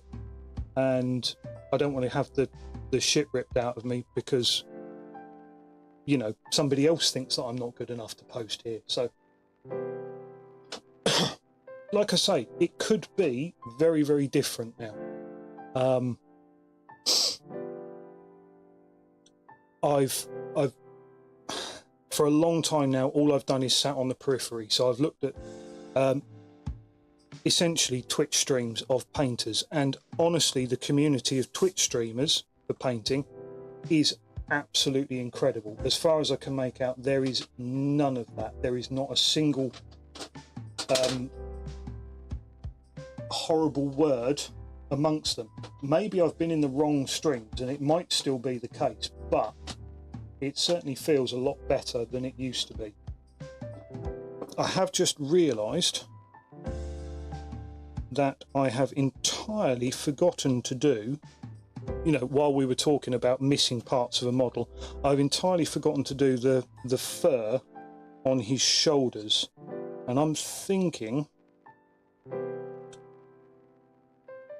that yes, I've got grey here, I've got grey there, grey for his flesh, but I think if we go with a very dark grey, that might add a little bit of contrast in that area. So I think we're going to go with a very dark grey, which of course I have put away in my box of hiding things. Now I won't be able to find it again. Found it. No, don't get me wrong, Mouldy. It's not an entirely elitist community. I think there are certain areas of it where probably elitism still is a thing. But I think the whole... I think in general, humanity has maybe got a little bit nicer over the last 20 years. Actually, no, that's probably a really stupid thing to say, because it absolutely hasn't. Well, it absolutely hasn't over the last 5 to 10 years, but perhaps maybe people just are less inclined to say some of the things that they used to, that they might have said previously.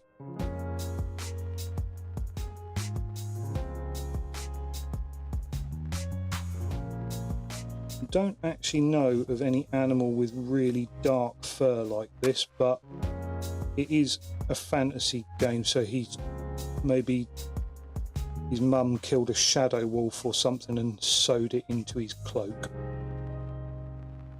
Absolutely, I did just make up a shadow wolf. I'm sure that's not a thing, but you know, I need to explain it somehow.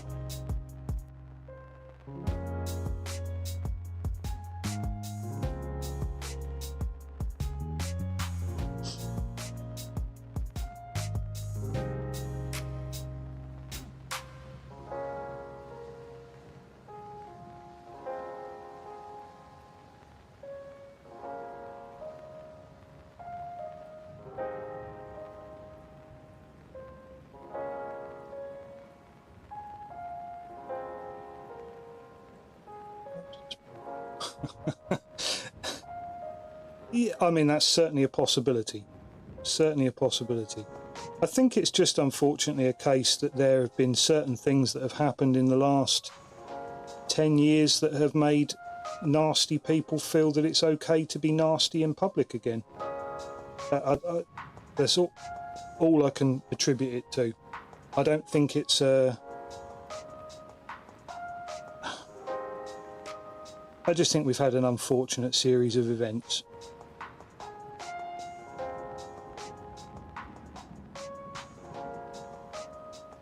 But again, politics is a subject that is best kept to, I don't know, probably work. Please don't bring up politics at work. I have found out to my chagrin many a times that it's not worth it. Luckily, my boss, he's quite up for a laugh. So he's a massive Tory, mostly because he's a business owner, and he's quite well off. Except over the course of the last year or two, since we've been working together, he's steadily become more left-wing, and I've steadily become more right-wing. So, you know, yeah, never mind.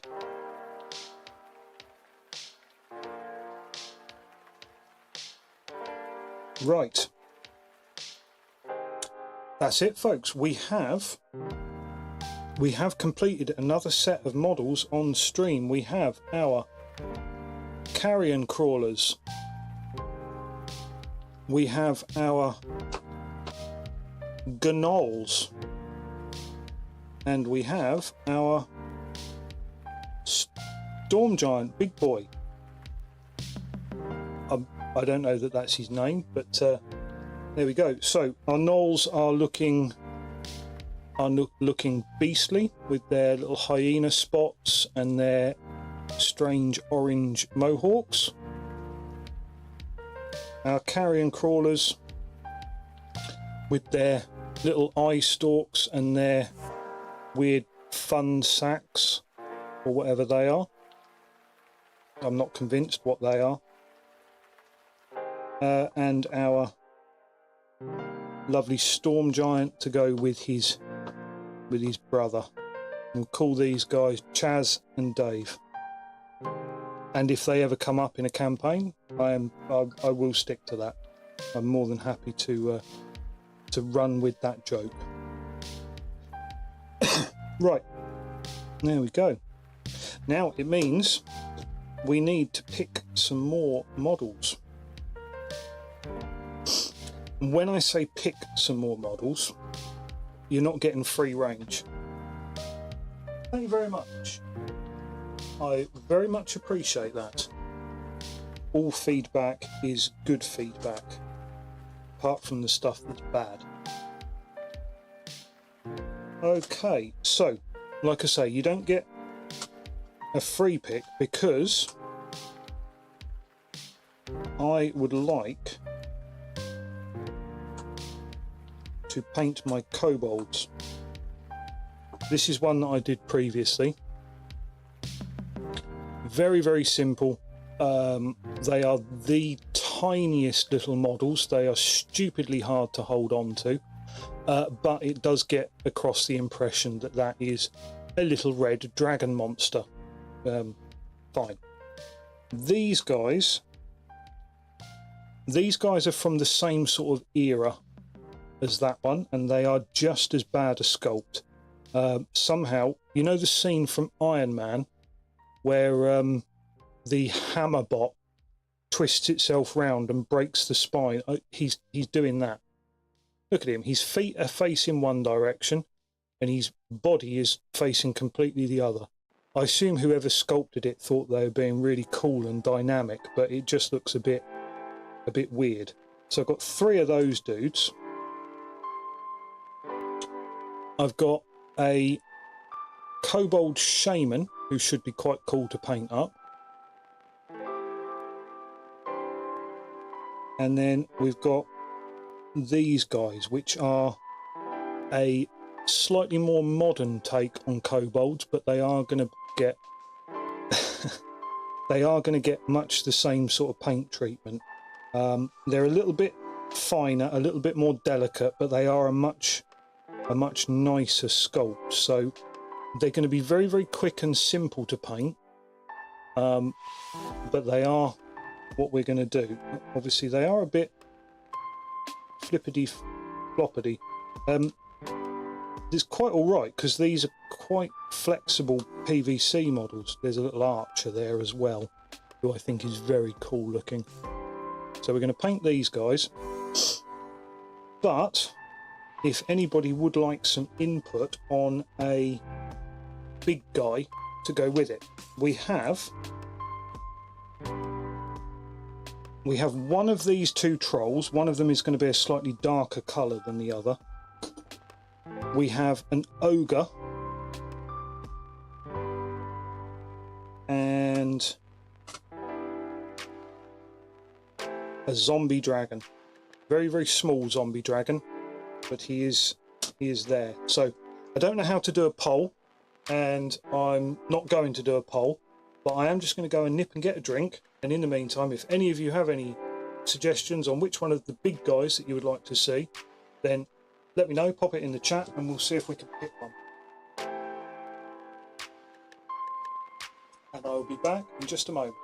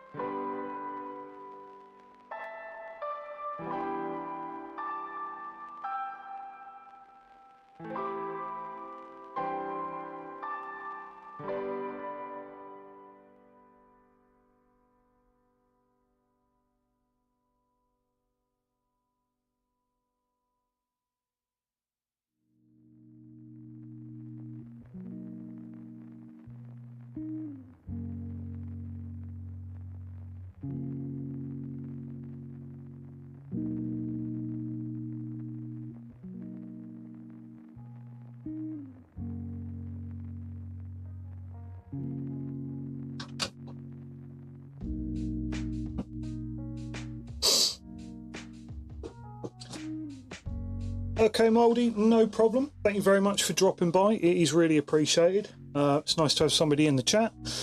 And I will see you at the weekend. At the weekend. It is the weekend. I'll see you later in the weekend. Yeah, I have been thinking about doing one of the trolls. I'm going to do the... I'm going to do the lighter coloured troll. So, troll and kobolds next on the list. So this portion of the stream is extremely boring, as we are simply down to dry brushing. That's part of the style of how these models are done. So we're gonna slap some dry brush on these guys and get them ready for the next session.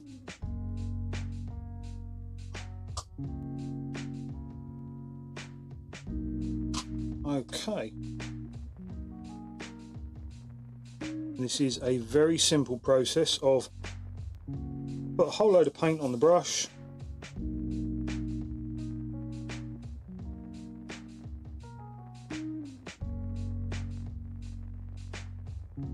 then just work it in.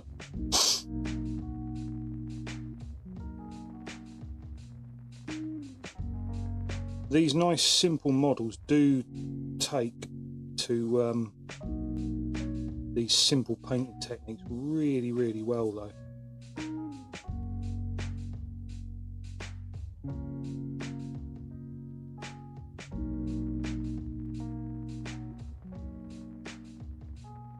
So this guy is, I think, definitely going to be green.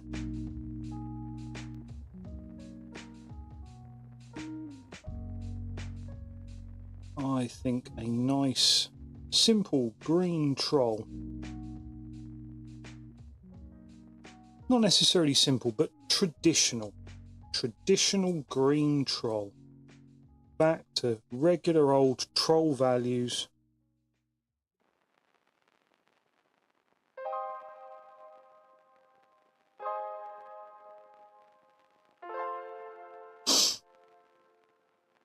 You know where you stand with a nice green troll, don't you?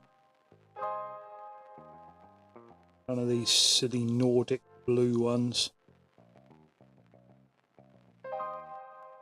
Actually, I do rather like the blue troll effect in games like Valheim and what have you. I think they are utterly terrifying when you come across one of those walking through a forest. But I think for our purposes here, I think a green troll is what's required of us.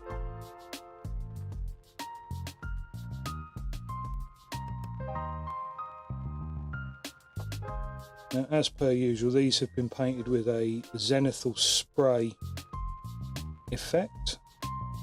No horrible nasty flames to catch us out on this one. Some nice fur there to work on around his groin. Oh, remind me never to say groin on stream again.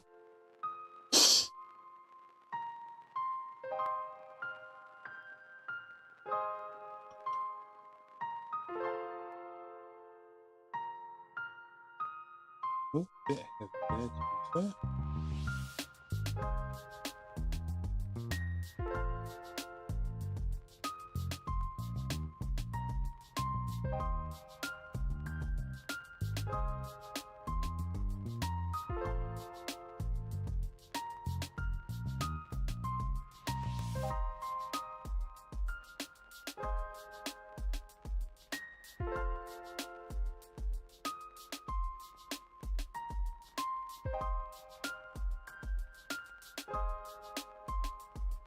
So the nice thing about using these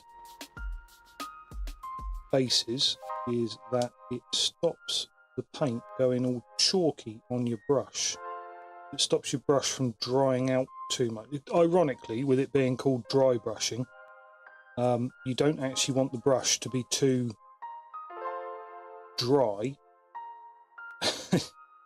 It's weird. You want it to be dry, but not too dry, because if it's too dry, the paint goes all really chalky and horrible.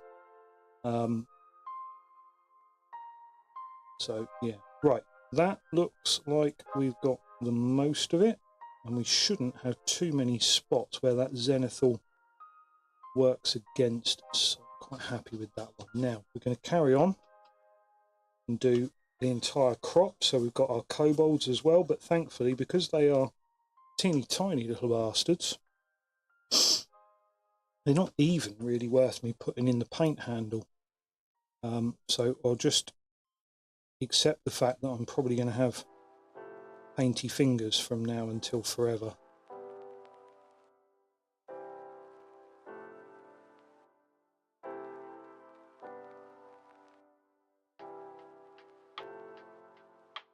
God, they're adorable looking. Look at them.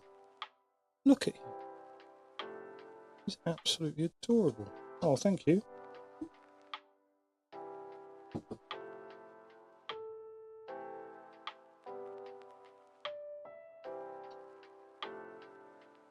I wondered what that was. There's a sword scabbarded along his tail. Blimey, they are floppy as hell. I need to be quite careful that I don't snap them off the base.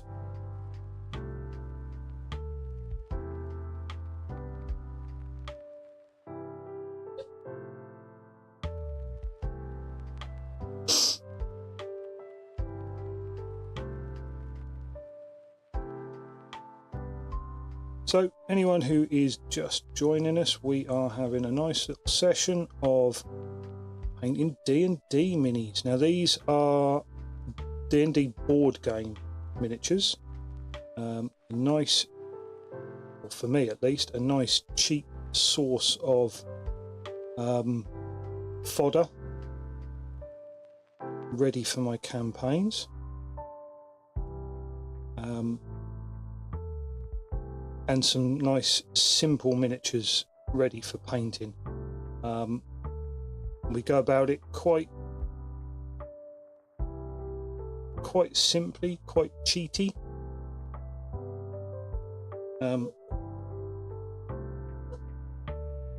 But they tend to come out all right in the end.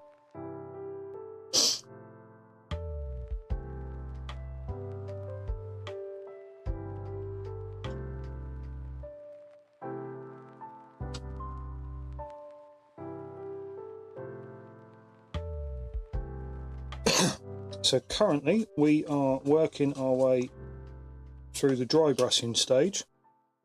All this is a very quick, very cheap spray of black from basically pound shop spray paints, and then a zenithal highlight spray of grey primer, again pound shop grey primer.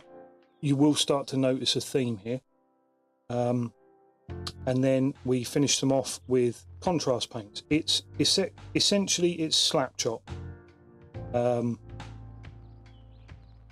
which has probably just lost me a couple of viewers, because I think that is the first time that I've said it on stream. It's not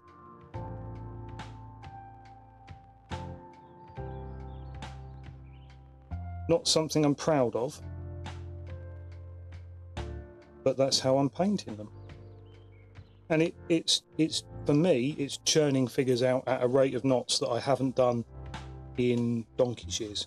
So I don't care that everybody's favourite hatred train is Slapchop. That's what we're doing. We're painting these guys, and we're actually getting stuff painted. So I think that's probably what counts for most people. Nearly. Oh wow, he's got a very cool dagger.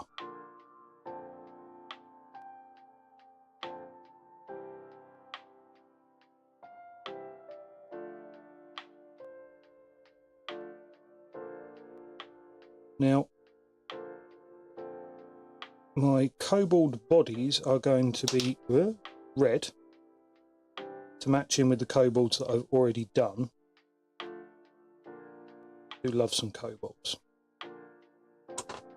Again, dropping him just because.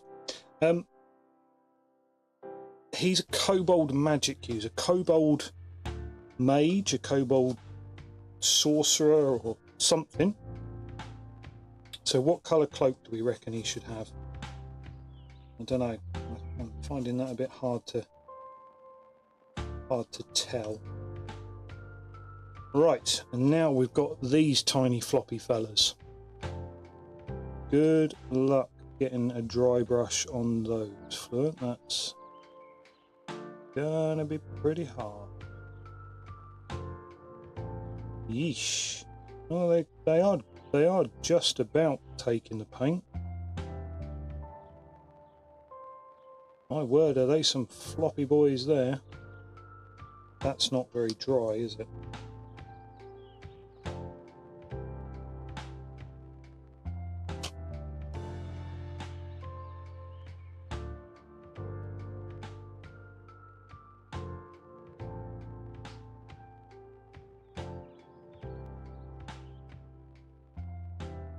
That's a bit better.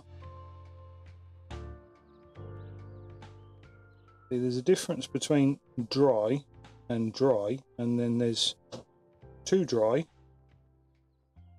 and then there's not wet. There's not dry enough, and I don't think we were dry enough, because we haven't obscured the detail, but we have possibly made that a bit harder to sort. Ah, I see why he looks different. He's bare-chested. They're so tiny that it's actually quite difficult to tell.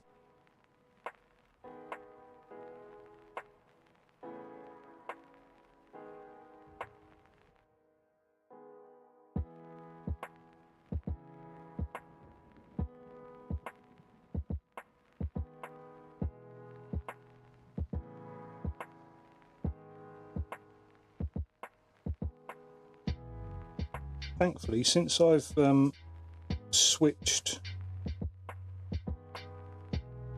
when I first started doing these, I wasn't actually using any metallic paints.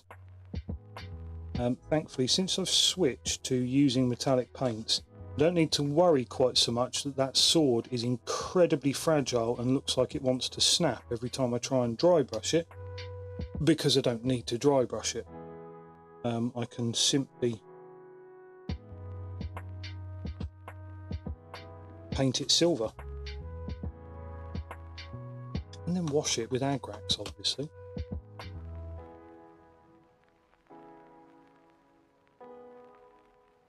There we go, that's nice and dry enough on there, I think.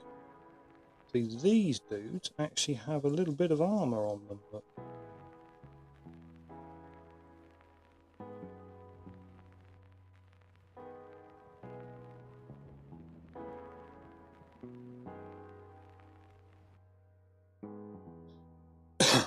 so we're not going to run too late on the stream tonight. I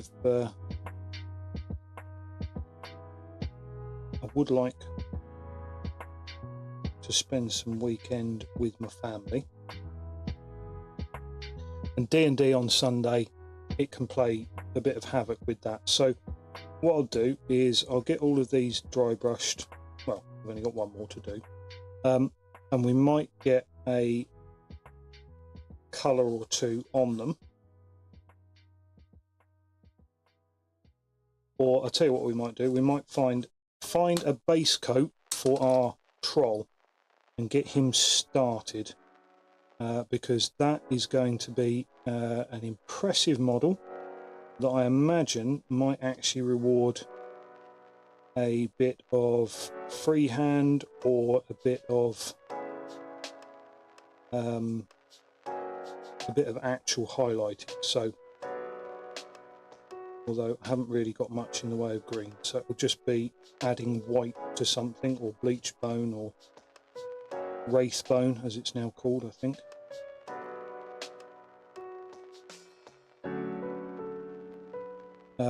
Yeah, so that model might actually benefit from a couple of layers after all.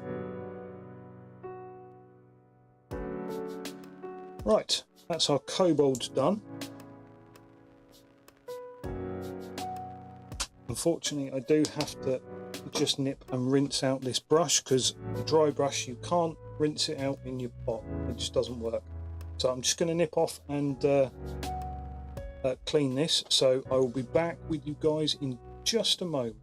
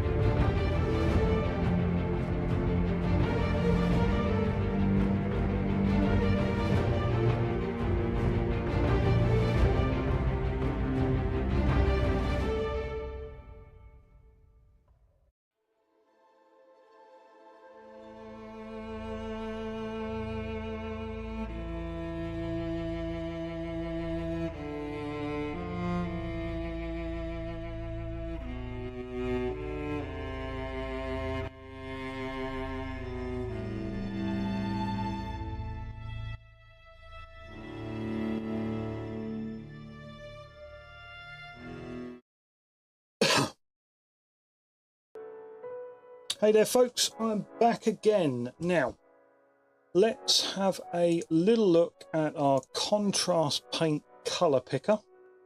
I love this. This is a real world comparison. And what it is, in fact, let me show you. Here. A real world colour comparison for contrast paints. They've taken one of these scenic bases, they've sprayed each one with a specific base coat, and then painted each one. It's a bit of a shame that they never did the Corax white base spray, because honestly the Apothecary white over plain pure white is the best colour. It's a really, really nice colour. Now, I think... Hang on.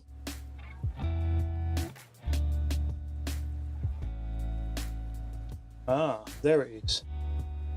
It's very low down. They've included it almost with the yellows, Militarum green. I think it'll either be Creed Camo or Militarum green. What do we say? Creed Camo or Militarum green. I love the way that you cannot tell a thing from these paint pots. Just almost impossible. So, what is our choice here? I think that Creed Camo would be...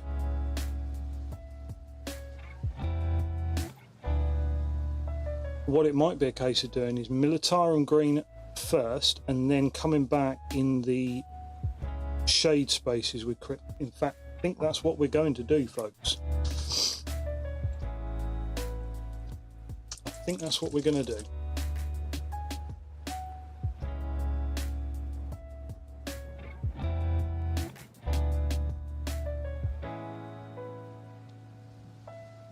So we're going to do this. We're going to paint this troll in trolley troll colours.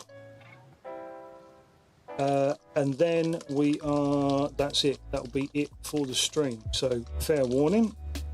Let's hit this boy with some Militarum green.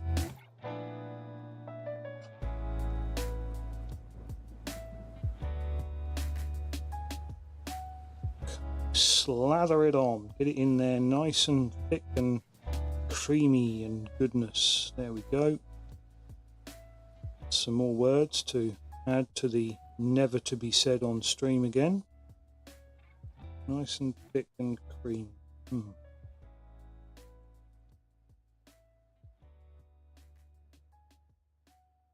We're going to go all in on this one. We're going to put it everywhere. And then when we need to come back and do details or whatever. The only place that we're not going to go is over the hairline, because that is going to end up nice and rich and black. And I don't want to have to come back and do anything with that. Let's move these out of the way. Don't need them taking up valuable screen space, do we? Stay on target.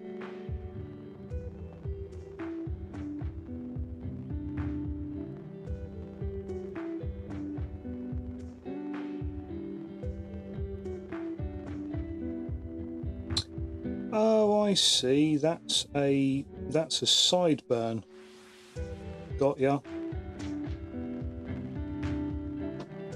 Oh. I've painted it in troll skin, and it shouldn't be. It should be black like the hair. Never mind. We'll fix that in post.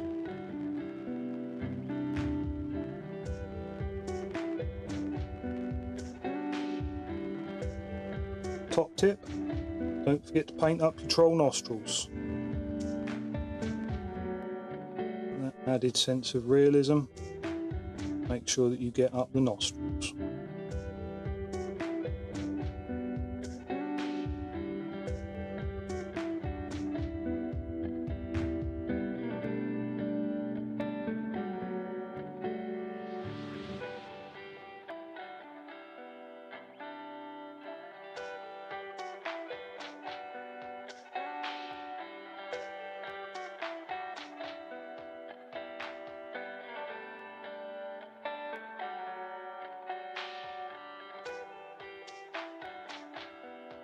I think when we actually come to doing in some of the details and what have you on here, we'll go for a sort of nice pinkish colour around his lip, where he's jutting his lower lip out, because that I always really like when people do that when painting orcs and things like that. I think that it adds that sort of natural kind of effect. It's hard to describe. So obviously there is nothing natural or nature or what have you about an orc. They're entirely made up fantasy or sci-fi species, but by including that sort of nod towards realism, by painting the lower lip in a sort of fleshy colour, I think that's absolutely fantastic when people do that. I don't know, there must be there's a term for everything, isn't there? You know, it'll probably be a German word or something, mostly because Germans have like one word for even the most obscure of concepts, I think it is, and it's normally 3 descriptive words and a object smashed together, or you know, something like that. Showing my in-depth knowledge of German there, by the way. That's right. You know I did GCSE German. I got an E.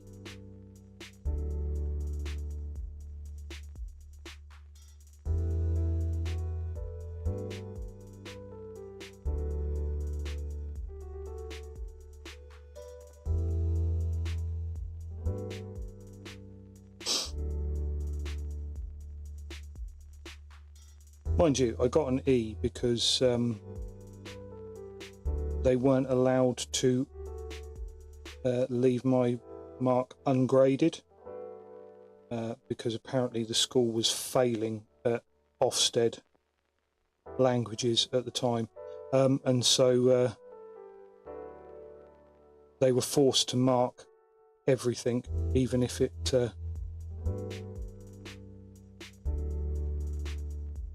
would have been a terrible mark. They would have much preferred to have given me an ungraded mark, and not got an E on their records, but because they were failing, they had to have everything marked. I think that's what the Board of Governors or something said to them.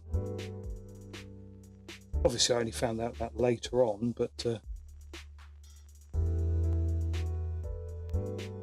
you know,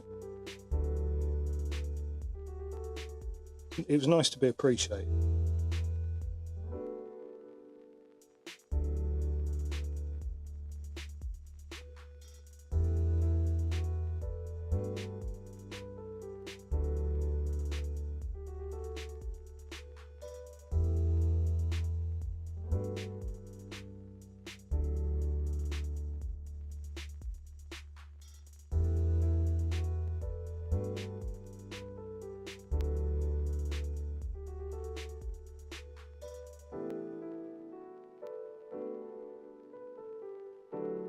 That's quite a lovely shade of green, actually.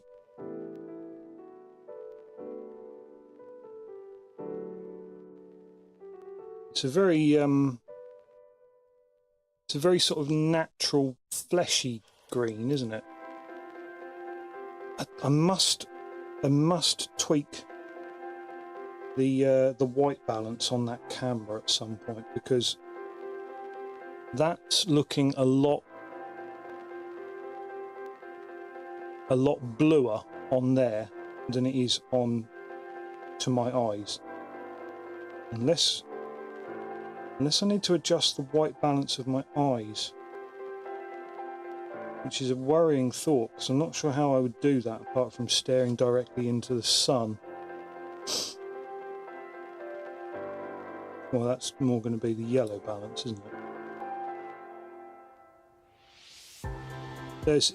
It's a lot yellower in real life than it is when it's coming up on the screen. Yeah, I'll definitely have to have a look at that before the next stream.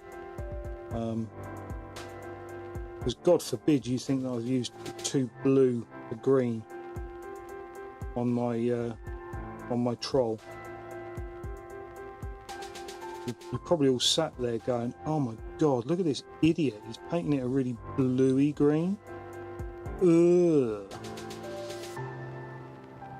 No, I've already said I don't believe that the Twitch painting community is quite the same as the CMON painting community, which is exactly what they would have done back in the day.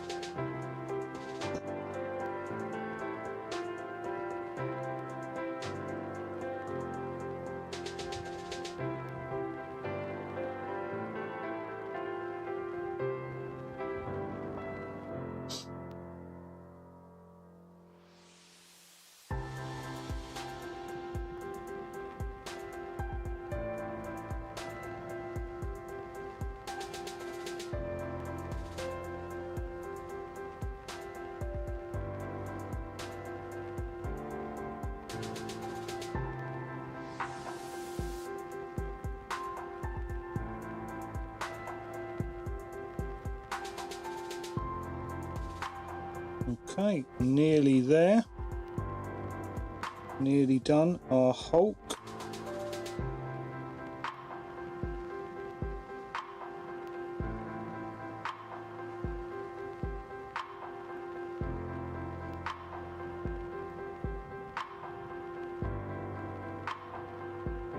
Huh.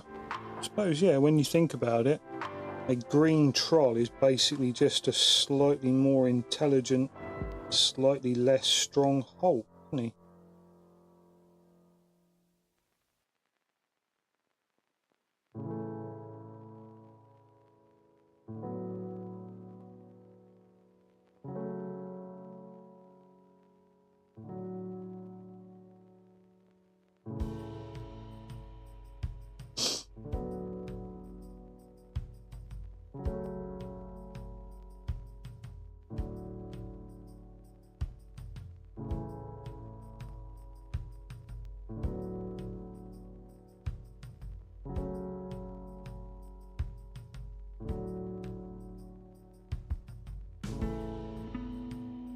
Okay, one hand and then a final hand to do.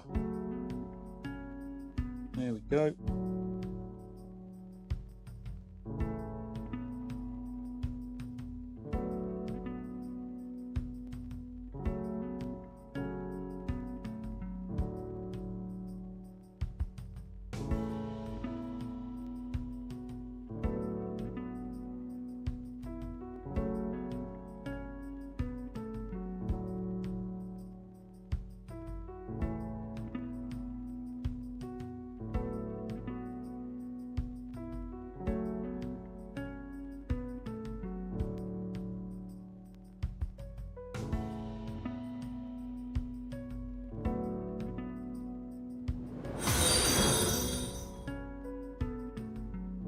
Crossbearer, thank you very much for the follow. I really appreciate that. Welcome to the stream.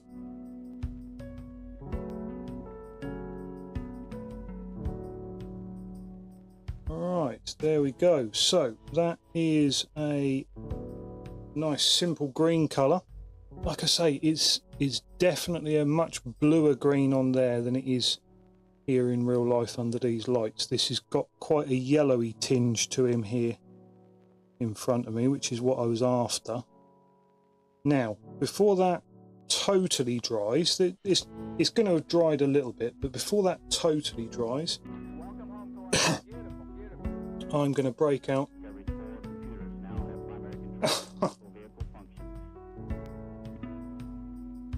Okay, in that case, hello there, Fields Beyond. Welcome back to the stream. I'm going to break out the Creed camo and I'm going to just quick and dirtily work in a little bit of shading to him. It's a shame really that I didn't look at doing some of this while he was all still wet, but that would have involved forethought, and I don't do forethought.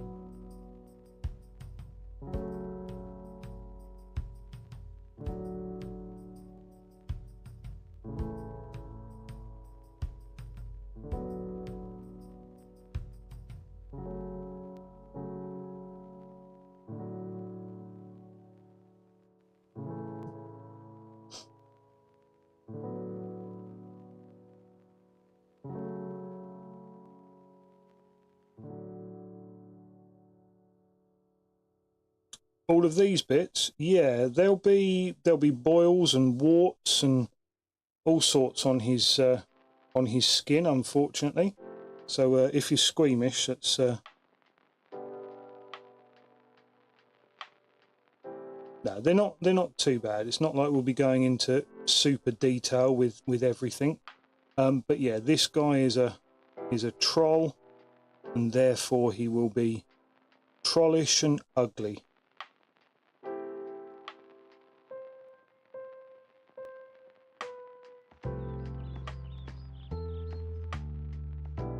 Like anyone that J.K. Rowling thinks is a bad guy.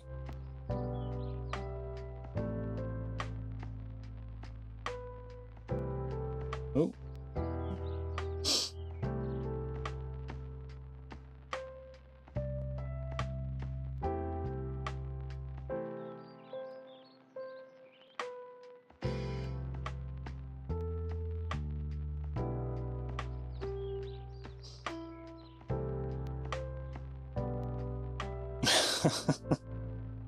That's all right. You can chat however you want. That's no problem to me.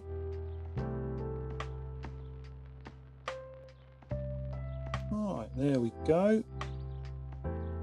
And let's just carry on with our Creed camo a little bit. We're going to work this into the underside of the model as a sort of shade, which I don't normally do, but as I say, it's a bigger model. It's a bit of a centerpiece. We'll, if it ever crops up in game, we'll probably spend a bit longer fighting it than we do our kobolds. so it's worthwhile spending a bit more time on them. That is my go-to for anything of these larger models, is it's worthwhile spending a bit extra time on them, because you're going to be facing them for longer. They they're a bit more of an important enemy.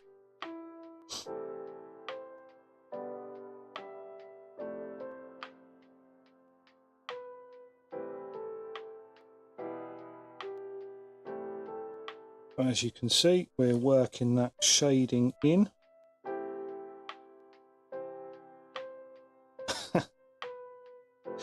Hi there, Fields. Welcome back.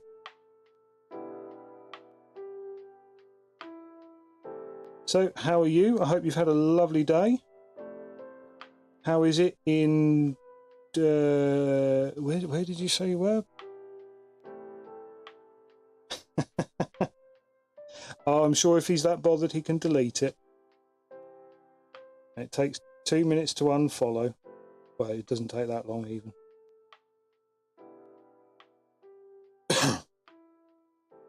Pacific Northwest, that's right.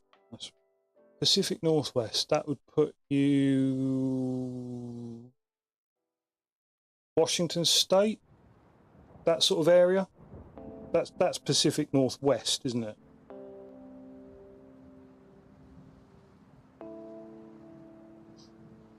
I do like to try my best when it comes to my US viewers.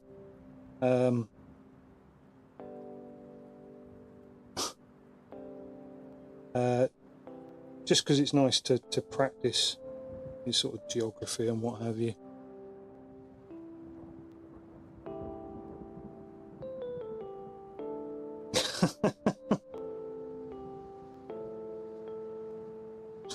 Kept redeeming bagpipes. Wow, okay. Yeah, you're never getting a bagpipes emote on this channel, I'm afraid.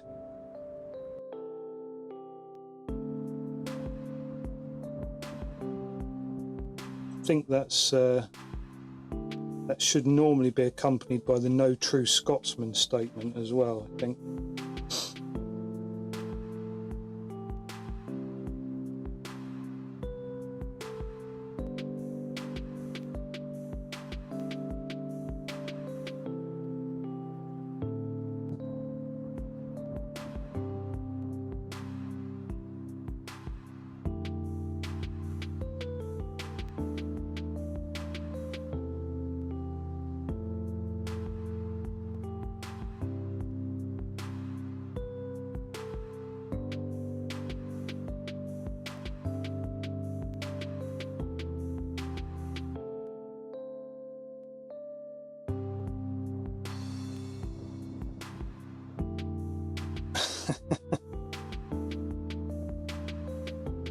I think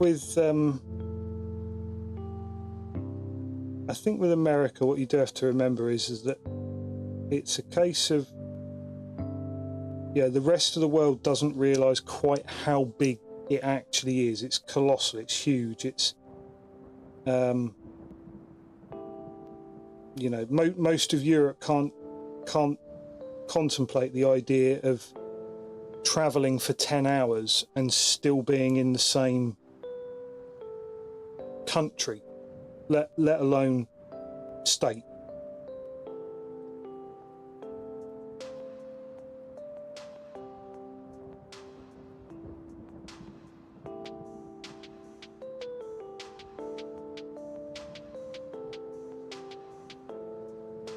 Right, now we just need to put a bit of shading on this hand.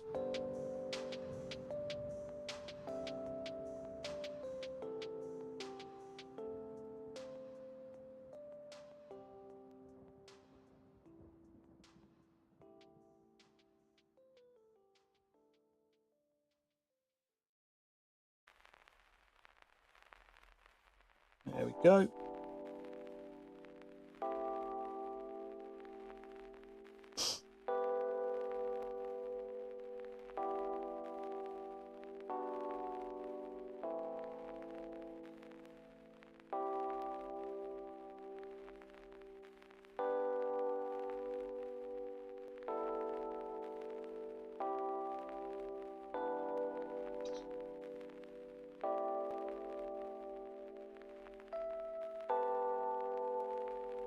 It's there to protect my desk because here we go. It's my handmade desk, and unfortunately I did spill paint on it the other day, even with the cutting mat. So yeah, that's why the cutting mat is there. Sorry, let me just slide this back. I've also found just recently that the cutting mat makes for an excellent target. Yeah, so it protects the desk.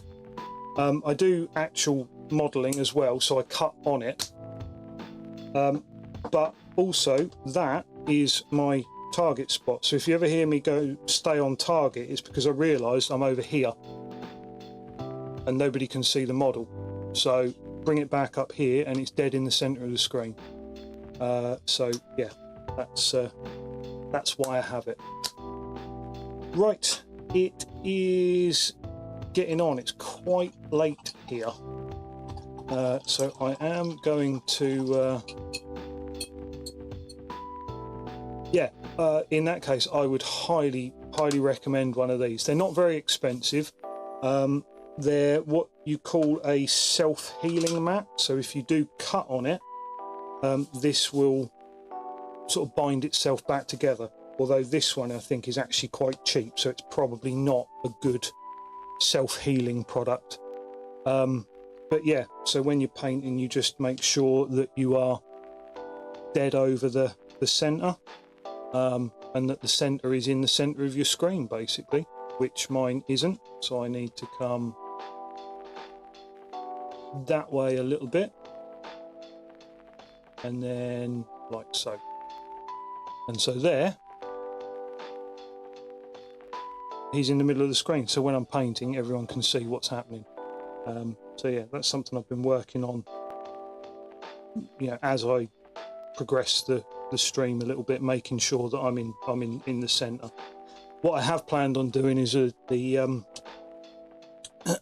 old Star Wars stay on target, and doing that as an emote. So if I do happen to drop off the bottom of the screen, people can emote that, and then I know go back up to where I'm supposed to be. Anyway, like I say, I've had a great session. You missed out where we finished off our giant pairing. So our giant brothers are now finished, done. And we also finished off our carrion crawlers here. Lovely, charming little fellows. And our gnolls as well. We finished these guys off. So it's some more dudes to go in the miniature cabinet. Yeah, all done and dusted. Well, they've taken me a few sessions, but I am quite enjoying it now, so I'm getting into the swing of things. So yeah. Anyway, like I say, it's time for me to say goodnight. I've had a really lovely session. I look forward to the next one, and I do hope that you can join me. I will be back again tomorrow night at the same time, 8 o'clock UK time. I have no idea what time that is in the Pacific Northwest, but I can only assume that you'll be 9 hours behind us, something like that, 10 hours behind us. Yeah, until tomorrow night. Toodaloo, everyone.